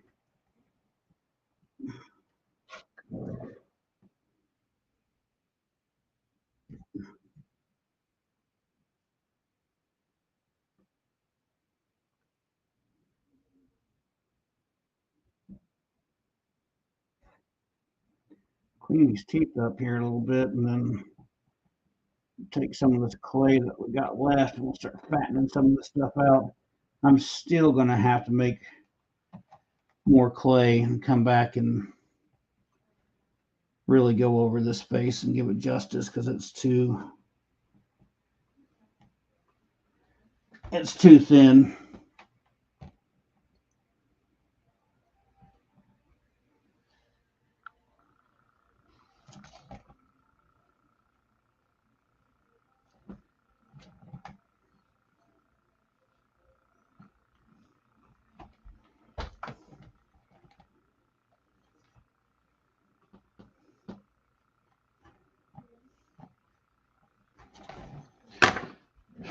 All right. Yeah, nobody wants a soggy bottom. It happens though. He's not super creepy, but he's gonna work.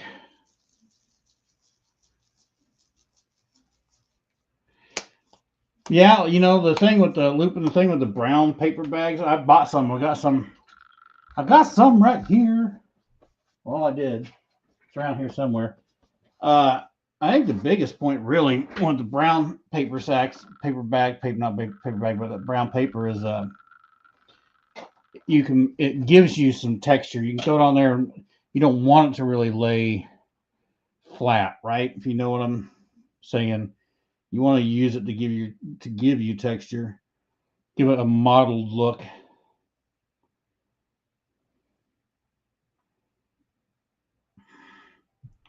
Oh, that was a good show.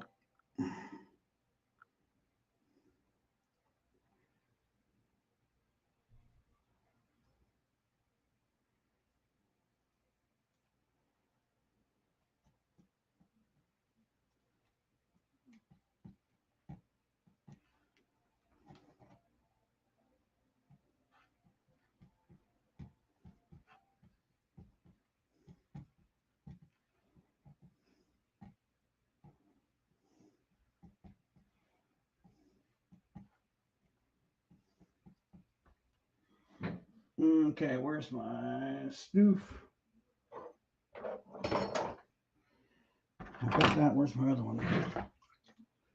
That's not it.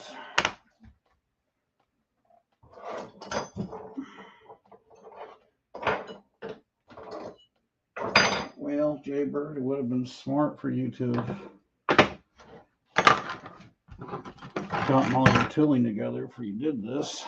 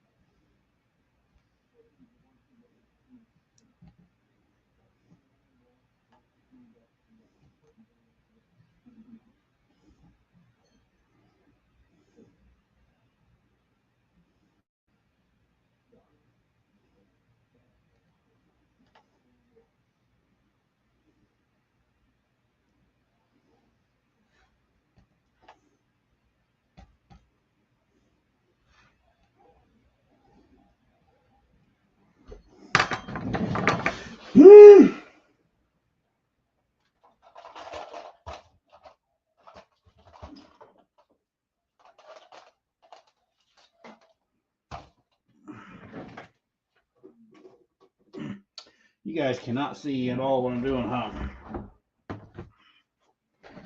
So I'm adding a little bit on this nose area here.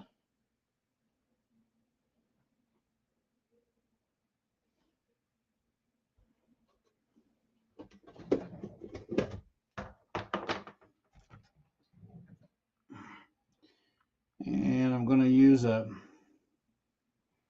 paintbrush at the moment with some mache paste.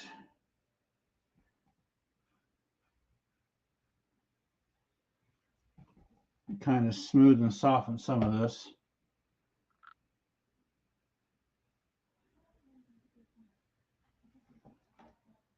Going to keep that crack in the nose there, though. I like that. To the top.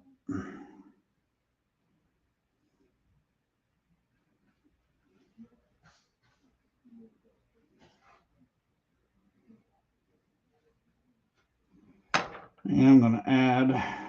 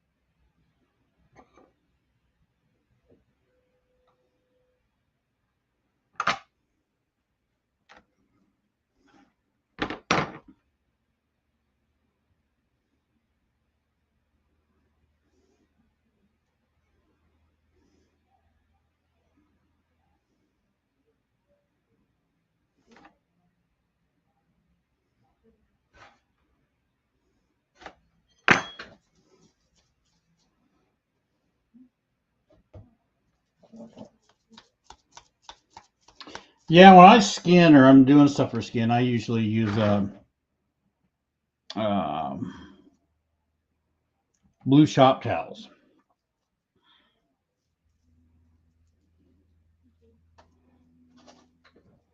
I like how they lay down for skin. It turns out pretty cool.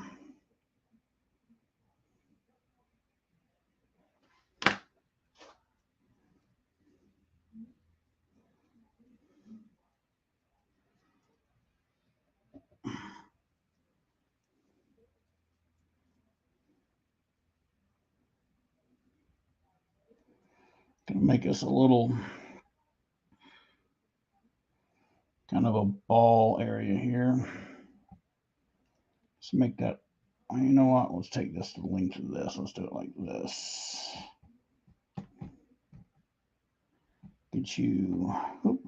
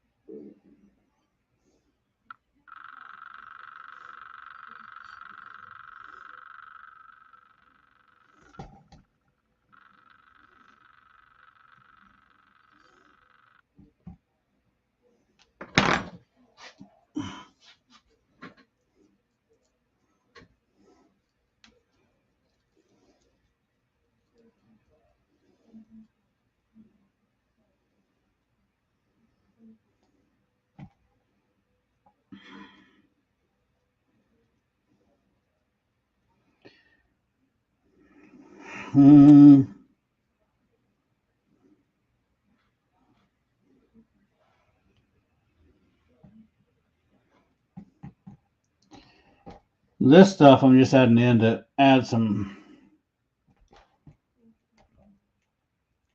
extra interest to the face.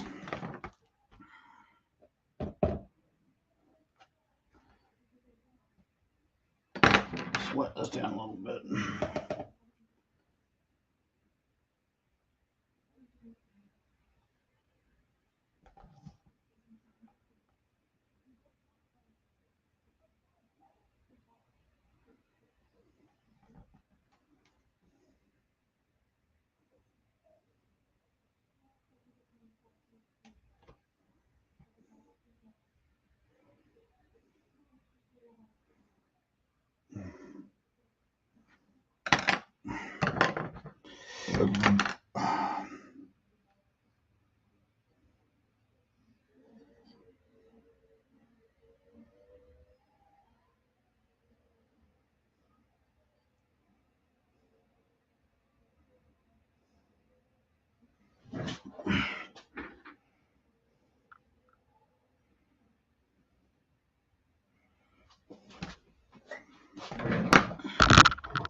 All right, I don't know if you guys can see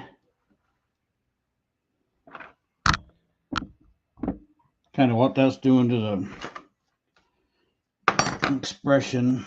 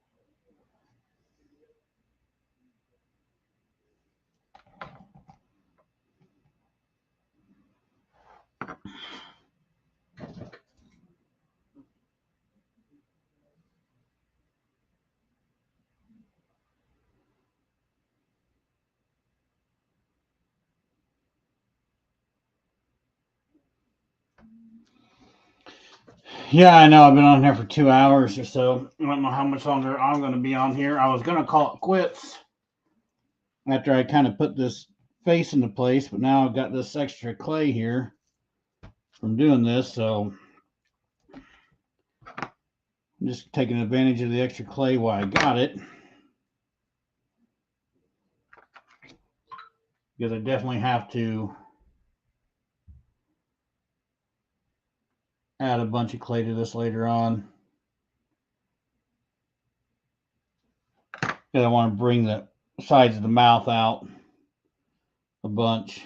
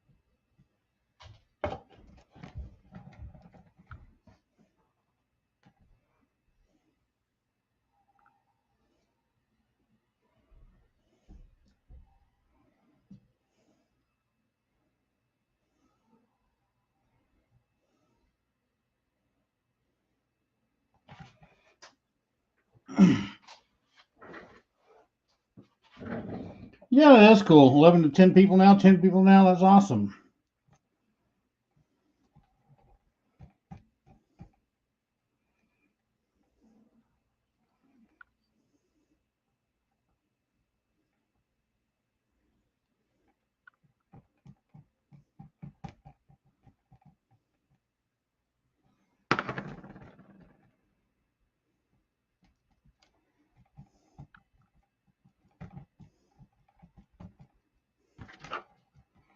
Especially for an unplanned night.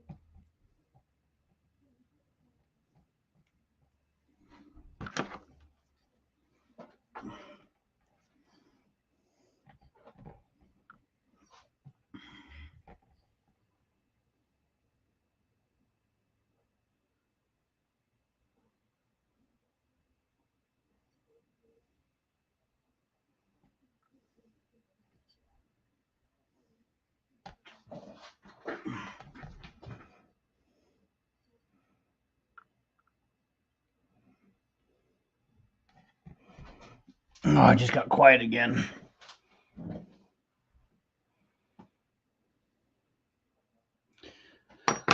Lupin, sorry.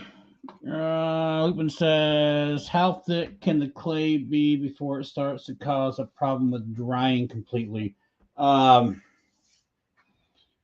I've never not had it dry completely. So I'll lay it on pretty thick. A lot of the times, it might take longer to dry, but I've never had one not completely dry.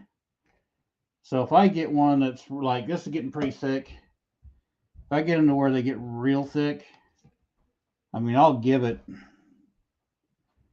a good 3 or 4 days to dry before I start trying to seal them up with anything and then go with any kind of paint.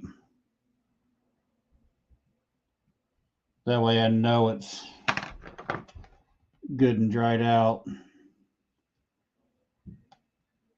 But I've honestly never had it. I've never had one not dry up.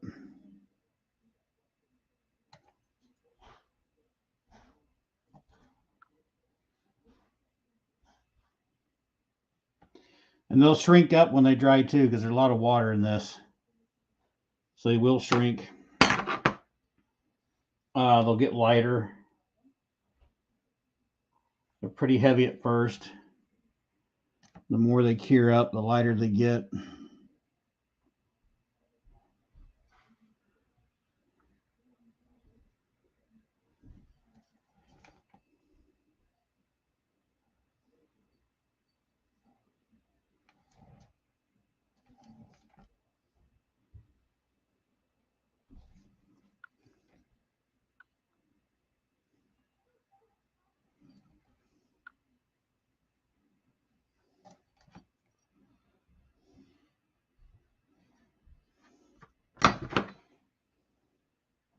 Maybe we should do some cracking in this.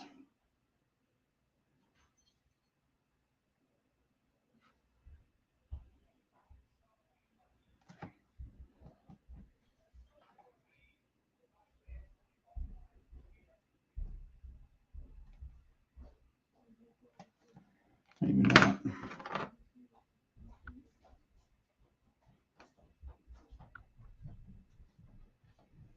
What's up, sis?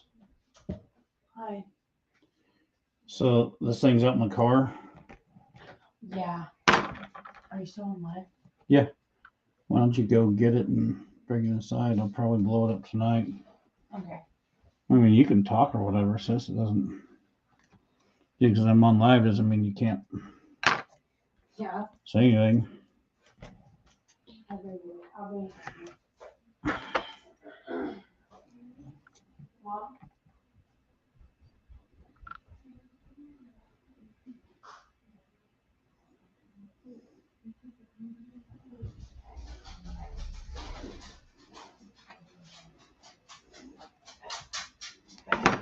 What are you doing, Rufus? Huh? Bree's in the other room. Pretty sure she let you out just a little bit ago, dog. 10 people watching. Nice. Well, let's get a roll call. Who's watching? I mean, I know Lupin and Charlotte are still here.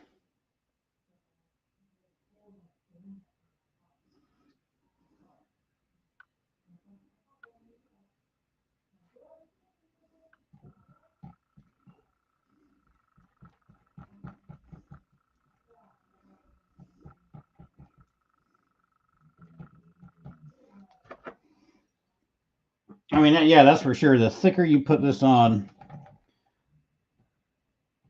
the longer it's going to take to cure.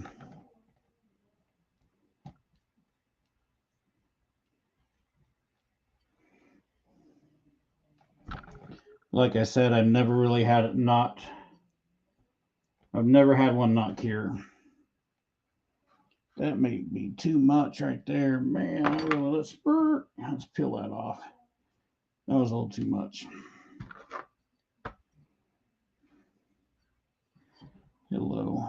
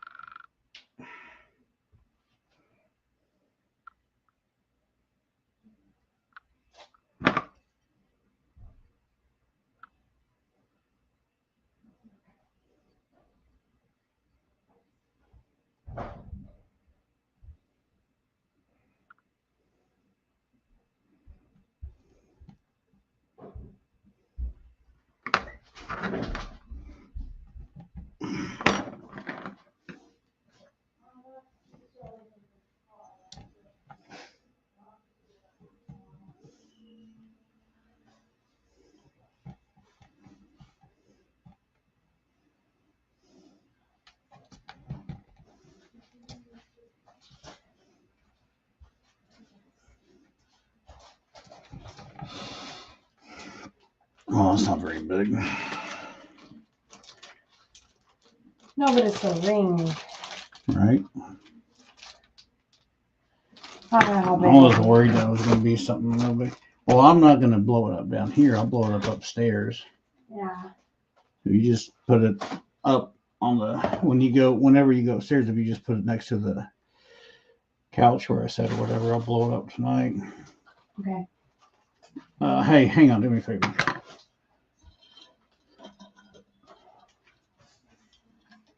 Oh my gosh, I forgot about this. Put some ice in this and get another oily Dr. Pepper down here. You don't have to walk downstairs. Dr. Pepper. Right there's a big old box of it. Oh. Hi, Lucas. What's up? What you doing? Wait, boy? There we go. We're getting a little more expression into this guy.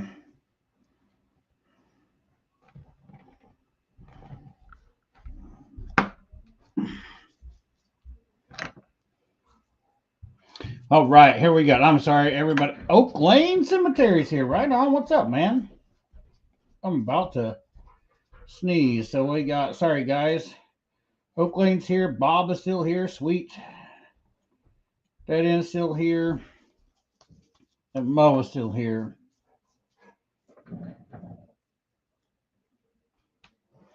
Hey, Charlotte, there's no party pooper. You've been here from the very beginning. You were the first one here tonight. I know what it's like to get tired. I'm tired too.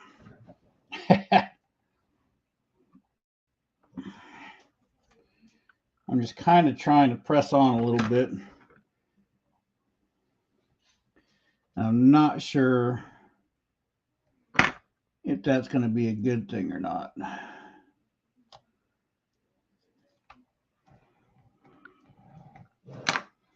Because some of these areas, I know it's going to be easier to bulk this stuff back out after it's dried up, where I can really press it into it.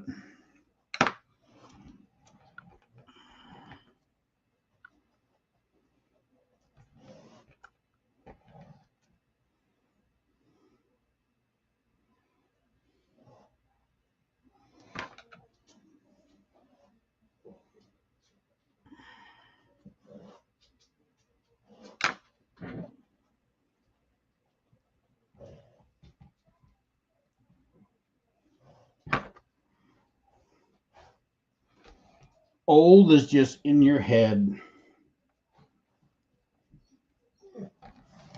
The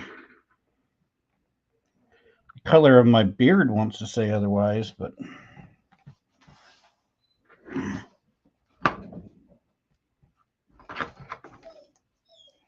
what's your problem, Rufus?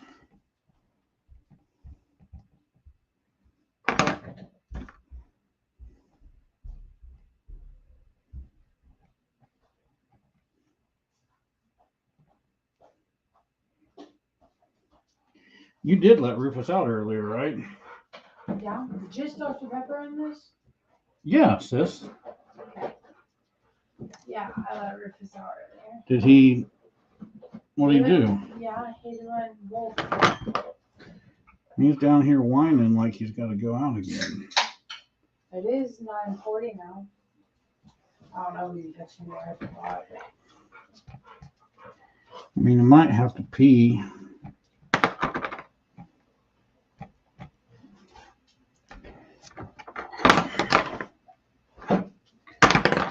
Cut some of this out of here. That's a little too much.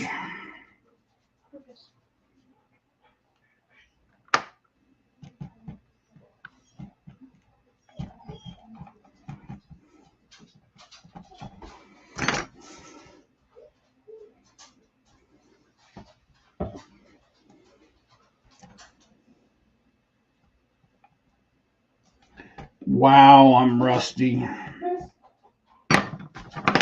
Well, you're what? I'm rusty, sis. It's been a while since I've done a pumpkin with this kind of expression.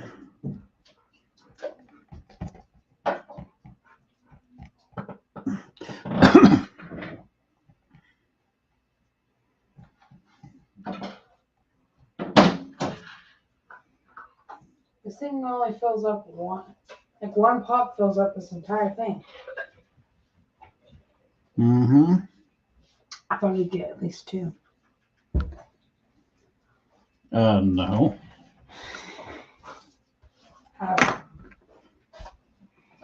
Rufus, I don't know what you want, buddy. Bree, will you see if he needs a pee or something? He's going crazy. Hey, I'm gonna air that thing up for you. Okay. I So brought it upstairs. I know. I'm gonna air it up when I'm done down here. I'm gonna air it up tonight.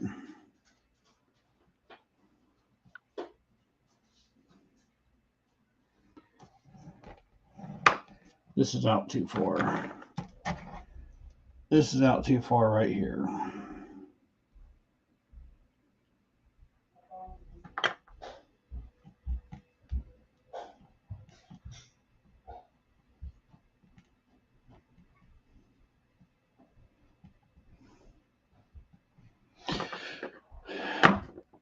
Oh, shoot. What's up, Steve?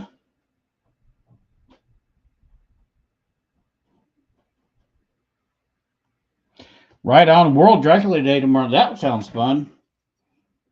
See, you guys always got interesting stuff going on down there in Texas. My little neck of the woods here, there's nothing going on.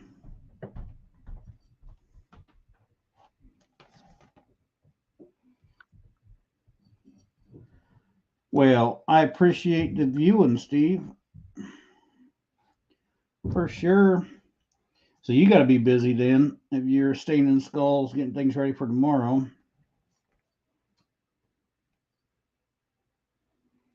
One of these days, man, I'll be doing the same thing. One of these days. All right, that's looking halfway decent. Here, I guess, sorry, you guys haven't seen anything, so add basically some big goobers, right, over the eyes. And it's hard to see with this light, but there's some, my gosh, I can't even talk. Got some little slivers in these areas here of separation that when I go and paint it and then add some highlights and low lights, that stuff will pop, it'll catch out. So that stuff will look good. There's some stuff going on here. This nose has got a nice little crack inside here, so that's going to work. Kind of pull the crack here. I'm getting this. See, I don't like that right there. But I'm also going to basically do what I did to the top side of the eye to the bottom side of the eye. So I think I can hide this situation. Some of this is so wet, though, it's hard to mess with.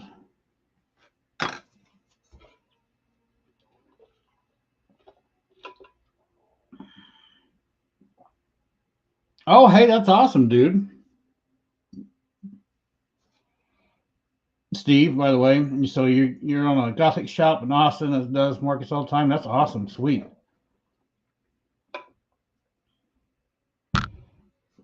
Good night, Charlotte. If I didn't say it before. All right, the top of those eyes are looking pretty decent. Here's what I have a problem with. Like, I can make stuff for home all the time, and I'll be pretty happy with it. And according to other people, they say it's pretty cool or they like it or whatever. And then when I'm doing stuff like this, which is a giveaway thing,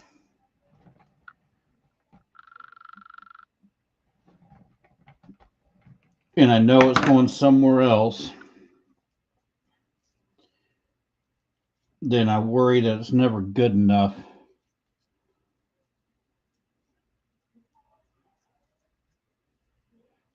Yeah, Joey, I'm not going to cut the face out tonight, but I am going to cut the face out. The pumpkin's hollow. So when I'm all done with this, I'll come back in with a Dremel I'll drum out the eyes and the nose area and the mouth and all that stuff so they can be used as a jack-o'-lantern. The point tonight, this is going to be one of the giveaway things. So if you follow Keith and those guys over on Cobwebs and Candlesticks, they're doing a Pandora Rose has had cancer. She's been battling cancer. So there is a GoFundMe account going on over there, and they got a group of people together. Believe the minimum, if you donate a minimum of $20 with a hashtag, I can't remember what the hashtag is, it enters you for a drawing, and all these different vendors and different people are donating stuff for that giveaway, which is going to be the end of this month. So if you go to Cobwebs and Candlesticks Facebook group, I think there's a post on there, or if you go to Keith's YouTube page, which is Cobwebs and Candlesticks, you look that up. I think he's got a video on there telling the details of that stuff. Anyway, they hit me up and asked if I'd make something for a giveaway, so I'm making a pumpkin for the giveaway. And this is the pumpkin that's going to be given away.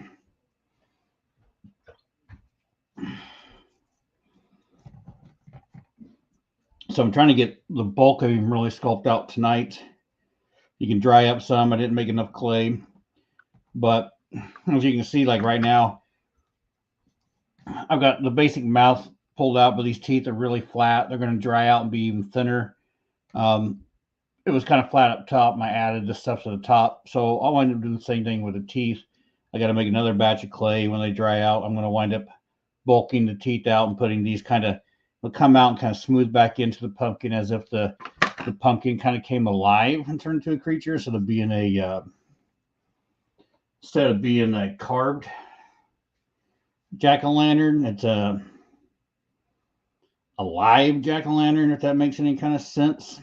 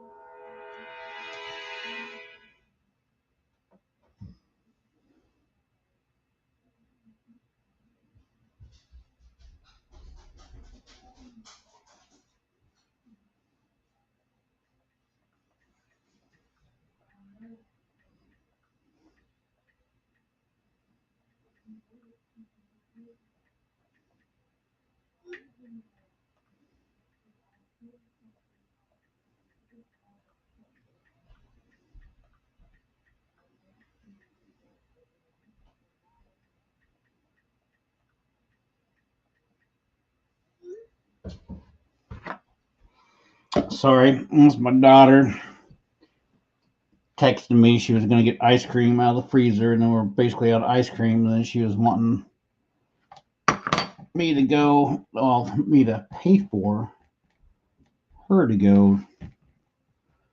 That's too big. For her to go to Sonic and get a blast. Yeah, Steve, I thought you were, dude. I thought you were a vendor on there too. I didn't want to say anything because it wasn't for sure. You in a bowl.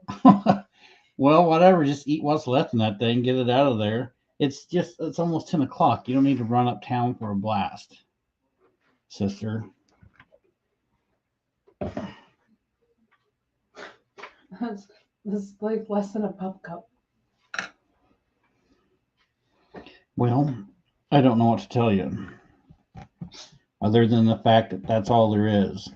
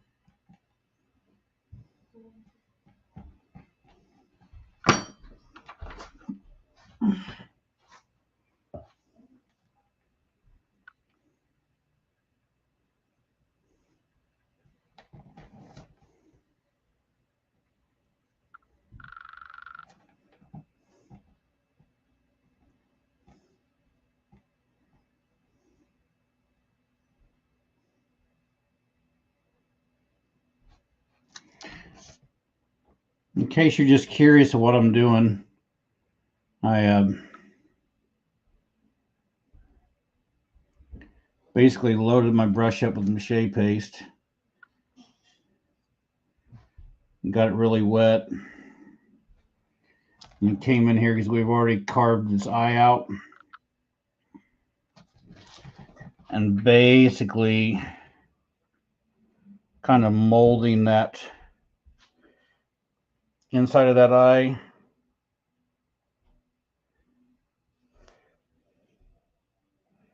With this piece that I just put on.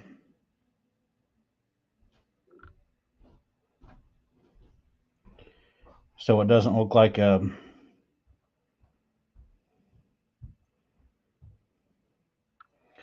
added on piece. I want it to look like it's actually one fluid deal.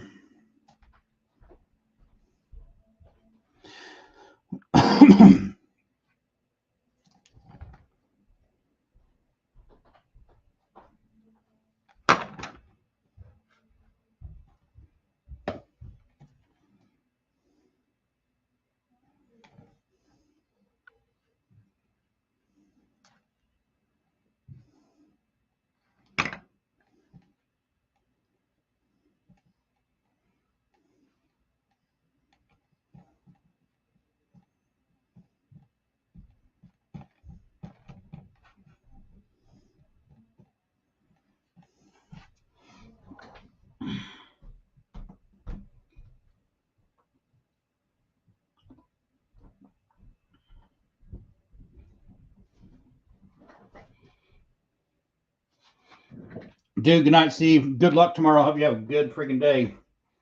I'll sell a bunch of stuff.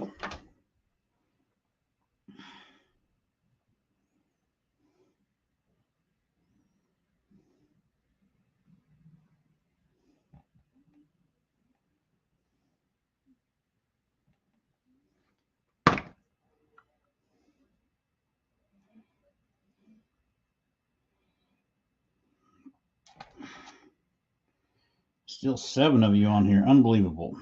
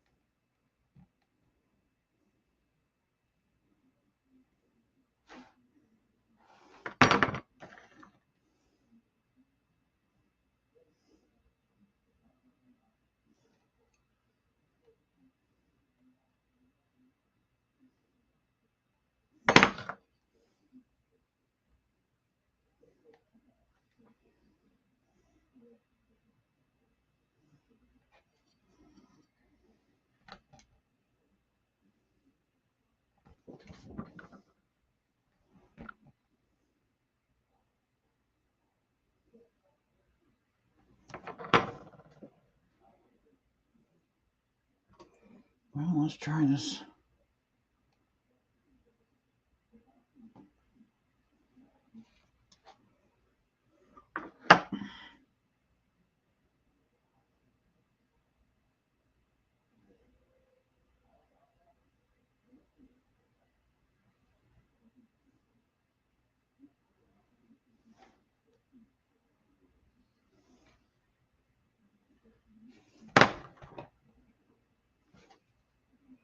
What are these? That's still, yeah, that's pretty much.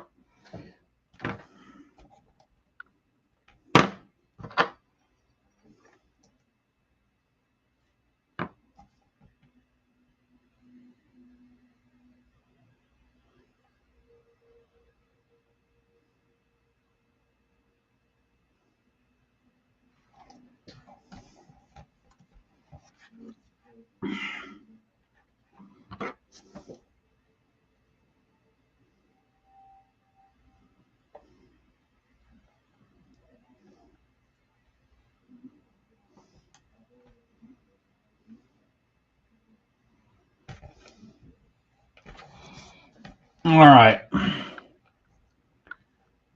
I'm going to do these other two pieces underneath this other eye. And then I think I'm going to call it quits for tonight. Just so this can dry up a little bit more. And then when I come to around the mouth and all that stuff, it'll I can be a little more aggressive with everything that I'm doing.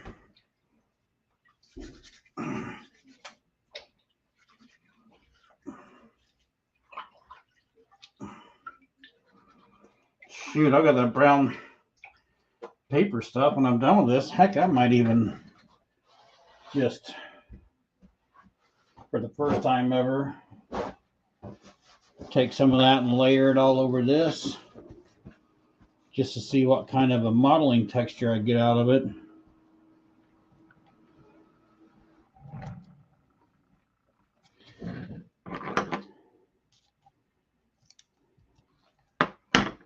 See if I can make something look pretty neat. See, even as I do this, the water is getting a soggy bottom down here, and I got to keep kind of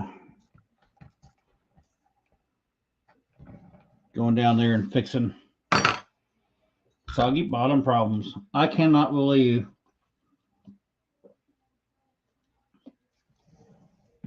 there's 90 guys hanging out on here. He looks like a pumpkin though.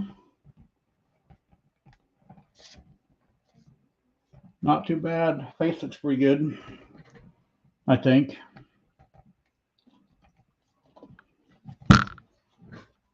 That's my opinion. It might be a little biased,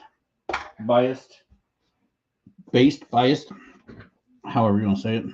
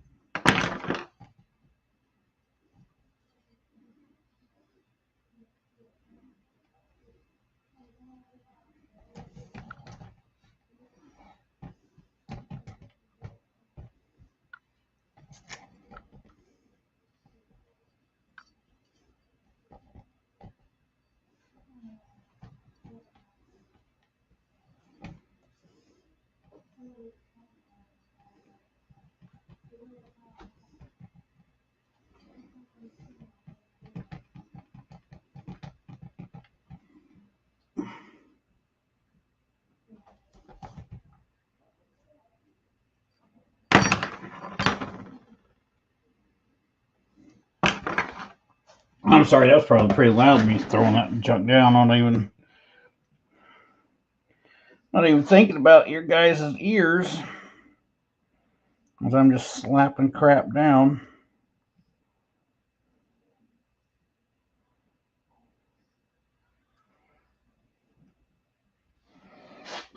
I don't know. Let's see if I can get you down in here. Maybe. I don't know if you guys can see it or not. But basically, I'm just trying to pull that cut out.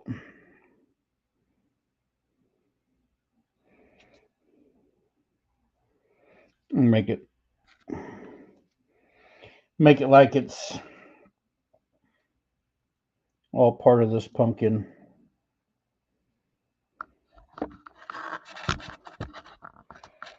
So that's what's happening when I'm digging around in there.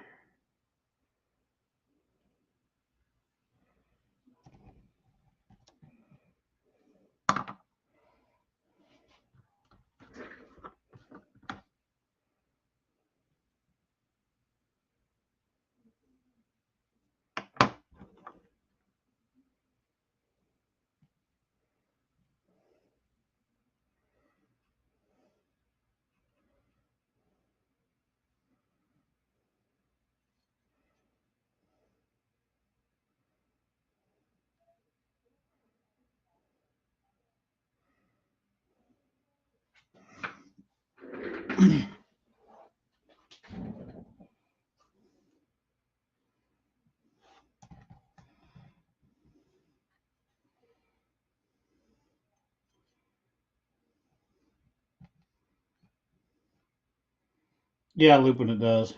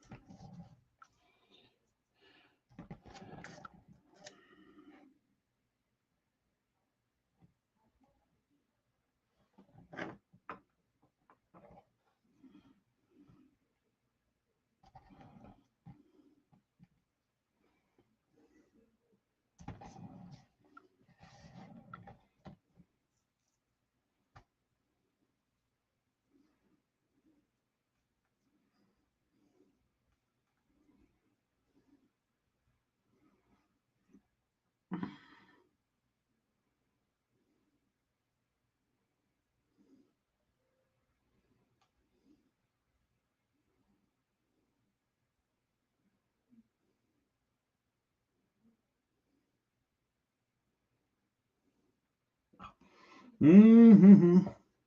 You know what? I've watched some sculptors say you should crosshatch when you're adding your other clays to it to get a better bond. I've never done that with this.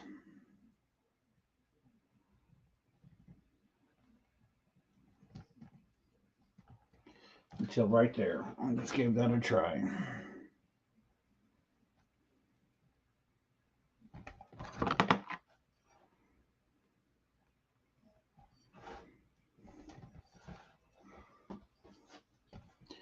Not sure how I feel about that.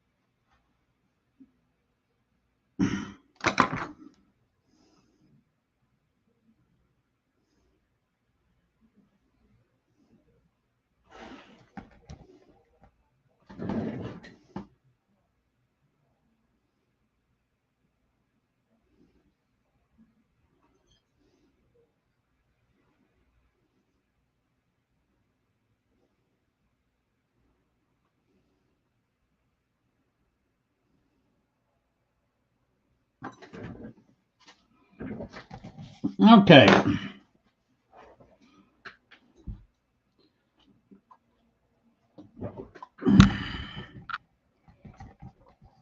The nose looks weird at that angle, but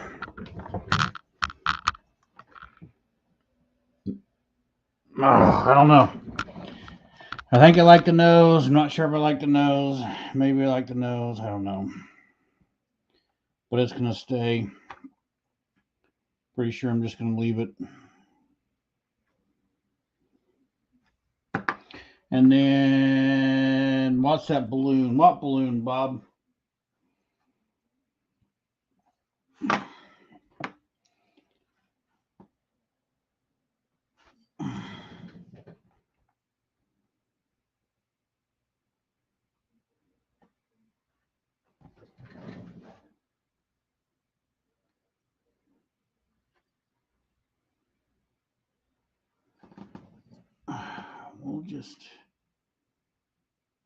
We're going to keep this nose for now.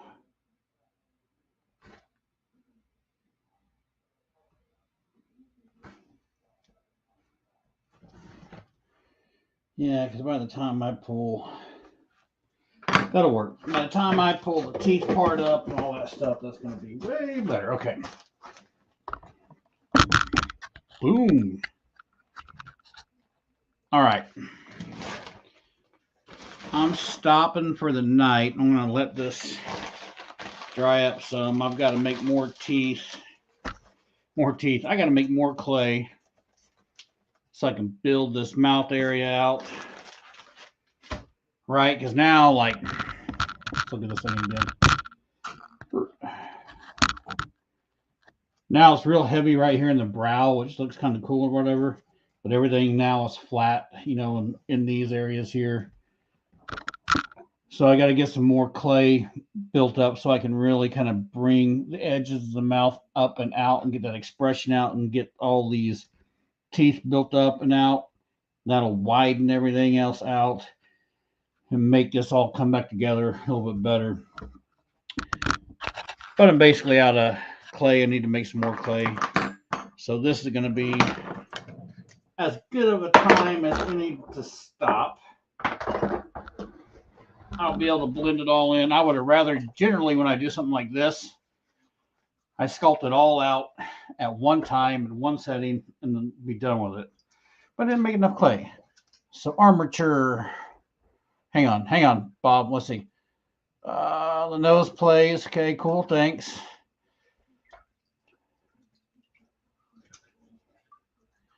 Yeah, you're right, Lupin. You're correct. It's hard to tell about the nose till you finish the mouth.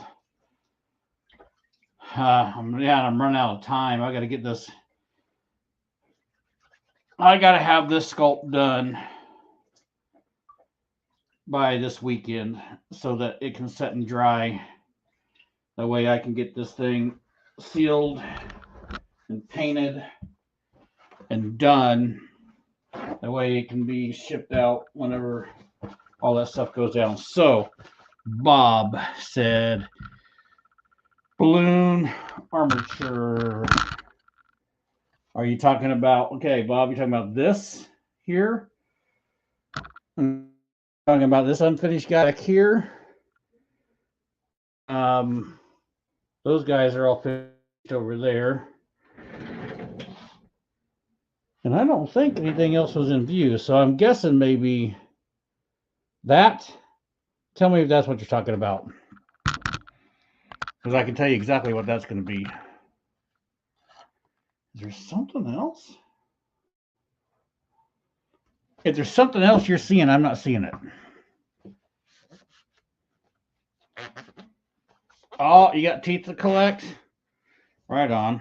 I kind of miss those days. All my kids are, well, my boys are out of the house now. Cam's in the Marines. My oldest boy is in college.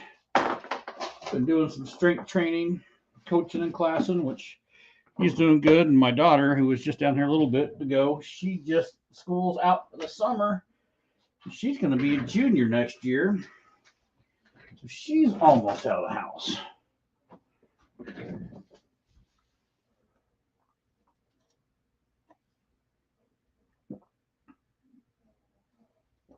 Oh, okay.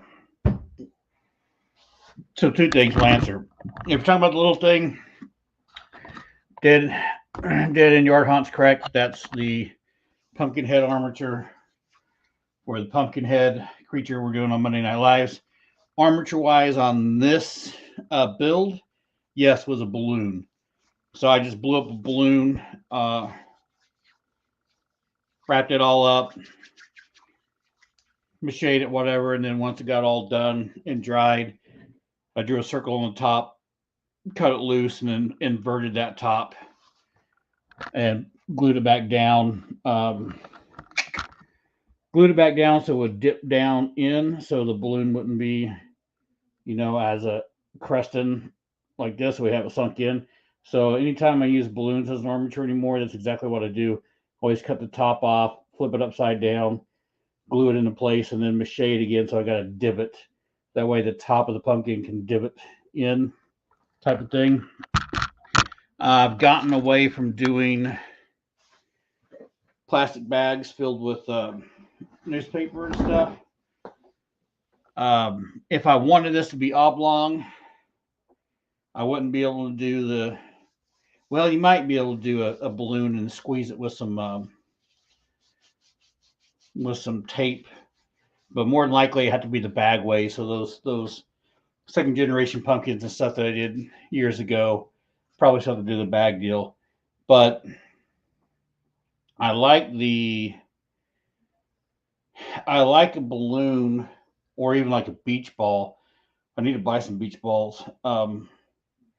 Because when you get it all done, you pull everything out of the inside. The inside's super smooth, which is awesome. If you do the old plastic bag with newspapers crumpled up in it or whatever, when you undo that, the inside's all like, it's not smooth. It's gnarly and crunchy and all this stuff. It's hard to paint. So I like using a balloon anymore, especially if I'm going to open it up for jack-o'-lantern. That way it's all smooth on the inside and I can paint on the inside. And then depending on the project though, right? If I'm going to do a pumpkin, I like pumpkins, but I like to do other things other than pumpkins. But if I'm going to do a pumpkin that's not going to be open on the inside, I might not do a balloon. I'll just might even roll up a bunch of newspaper in a big ball and just tape it and start with that. Because underneath, it all depends. If you're going to be hollow or if you're not going to be hollow, underneath you can fill it with anything. It doesn't matter. It's just what that outside is going to look like. Just like that wolf I did, right? Because it started out with I used gray 1/2-inch plastic electric conduit. It was a skeleton which wasn't really strong enough.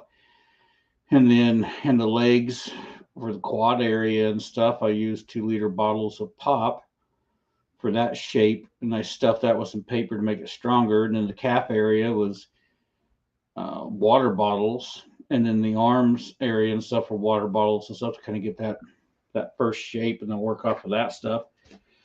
So that's kind of the fun thing with a lot of this is, depending on what you're doing, you can just take a bunch of trash,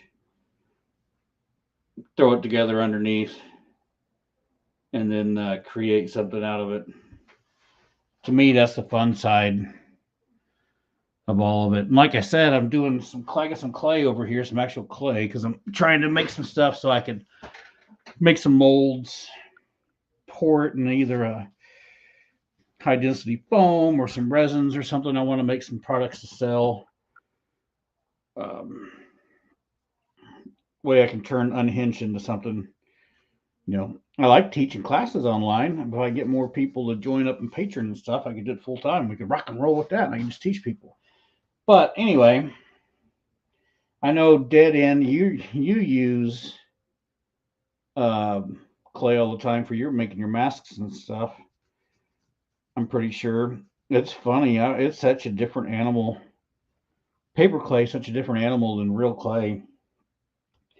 Just playing around with this stuff and just wanting it to act. I'm so used to paper clay that I was wanting that clay just to act like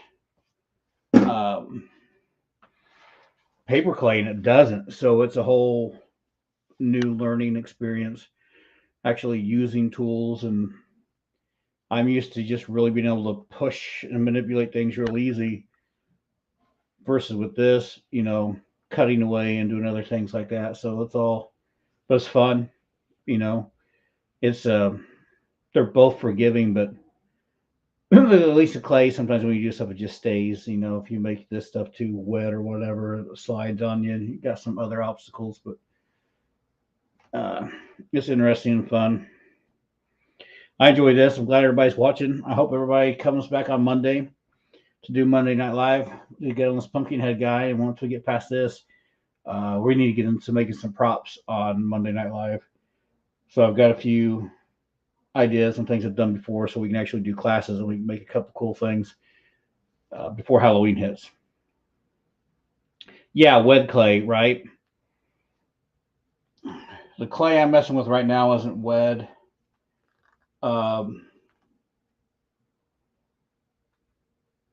It's a bunch of air dry clay that I got given to me for free. And I still think I can mold it with some silicone and stuff and do another mold over that. So I'm going to give it a try. I'm playing with this little smaller pumpkin right now. Like I did some in the past. I did a video in the past where I did the slush cast on a little pumpkin mold that I did. And I did 2 little pumpkin molds and made the silicone mold out of silicone you bought from Home Depot and stuff. And those pumpkins that I cast were actually small little paper mache pumpkins.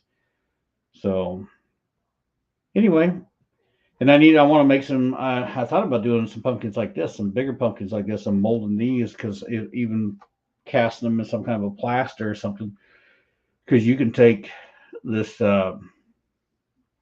plaster probably really work.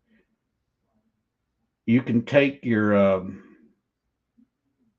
paper clay and stuff and jam it into a mold as long as you got to release it and it'll dry out and you can pop it back out and you've got a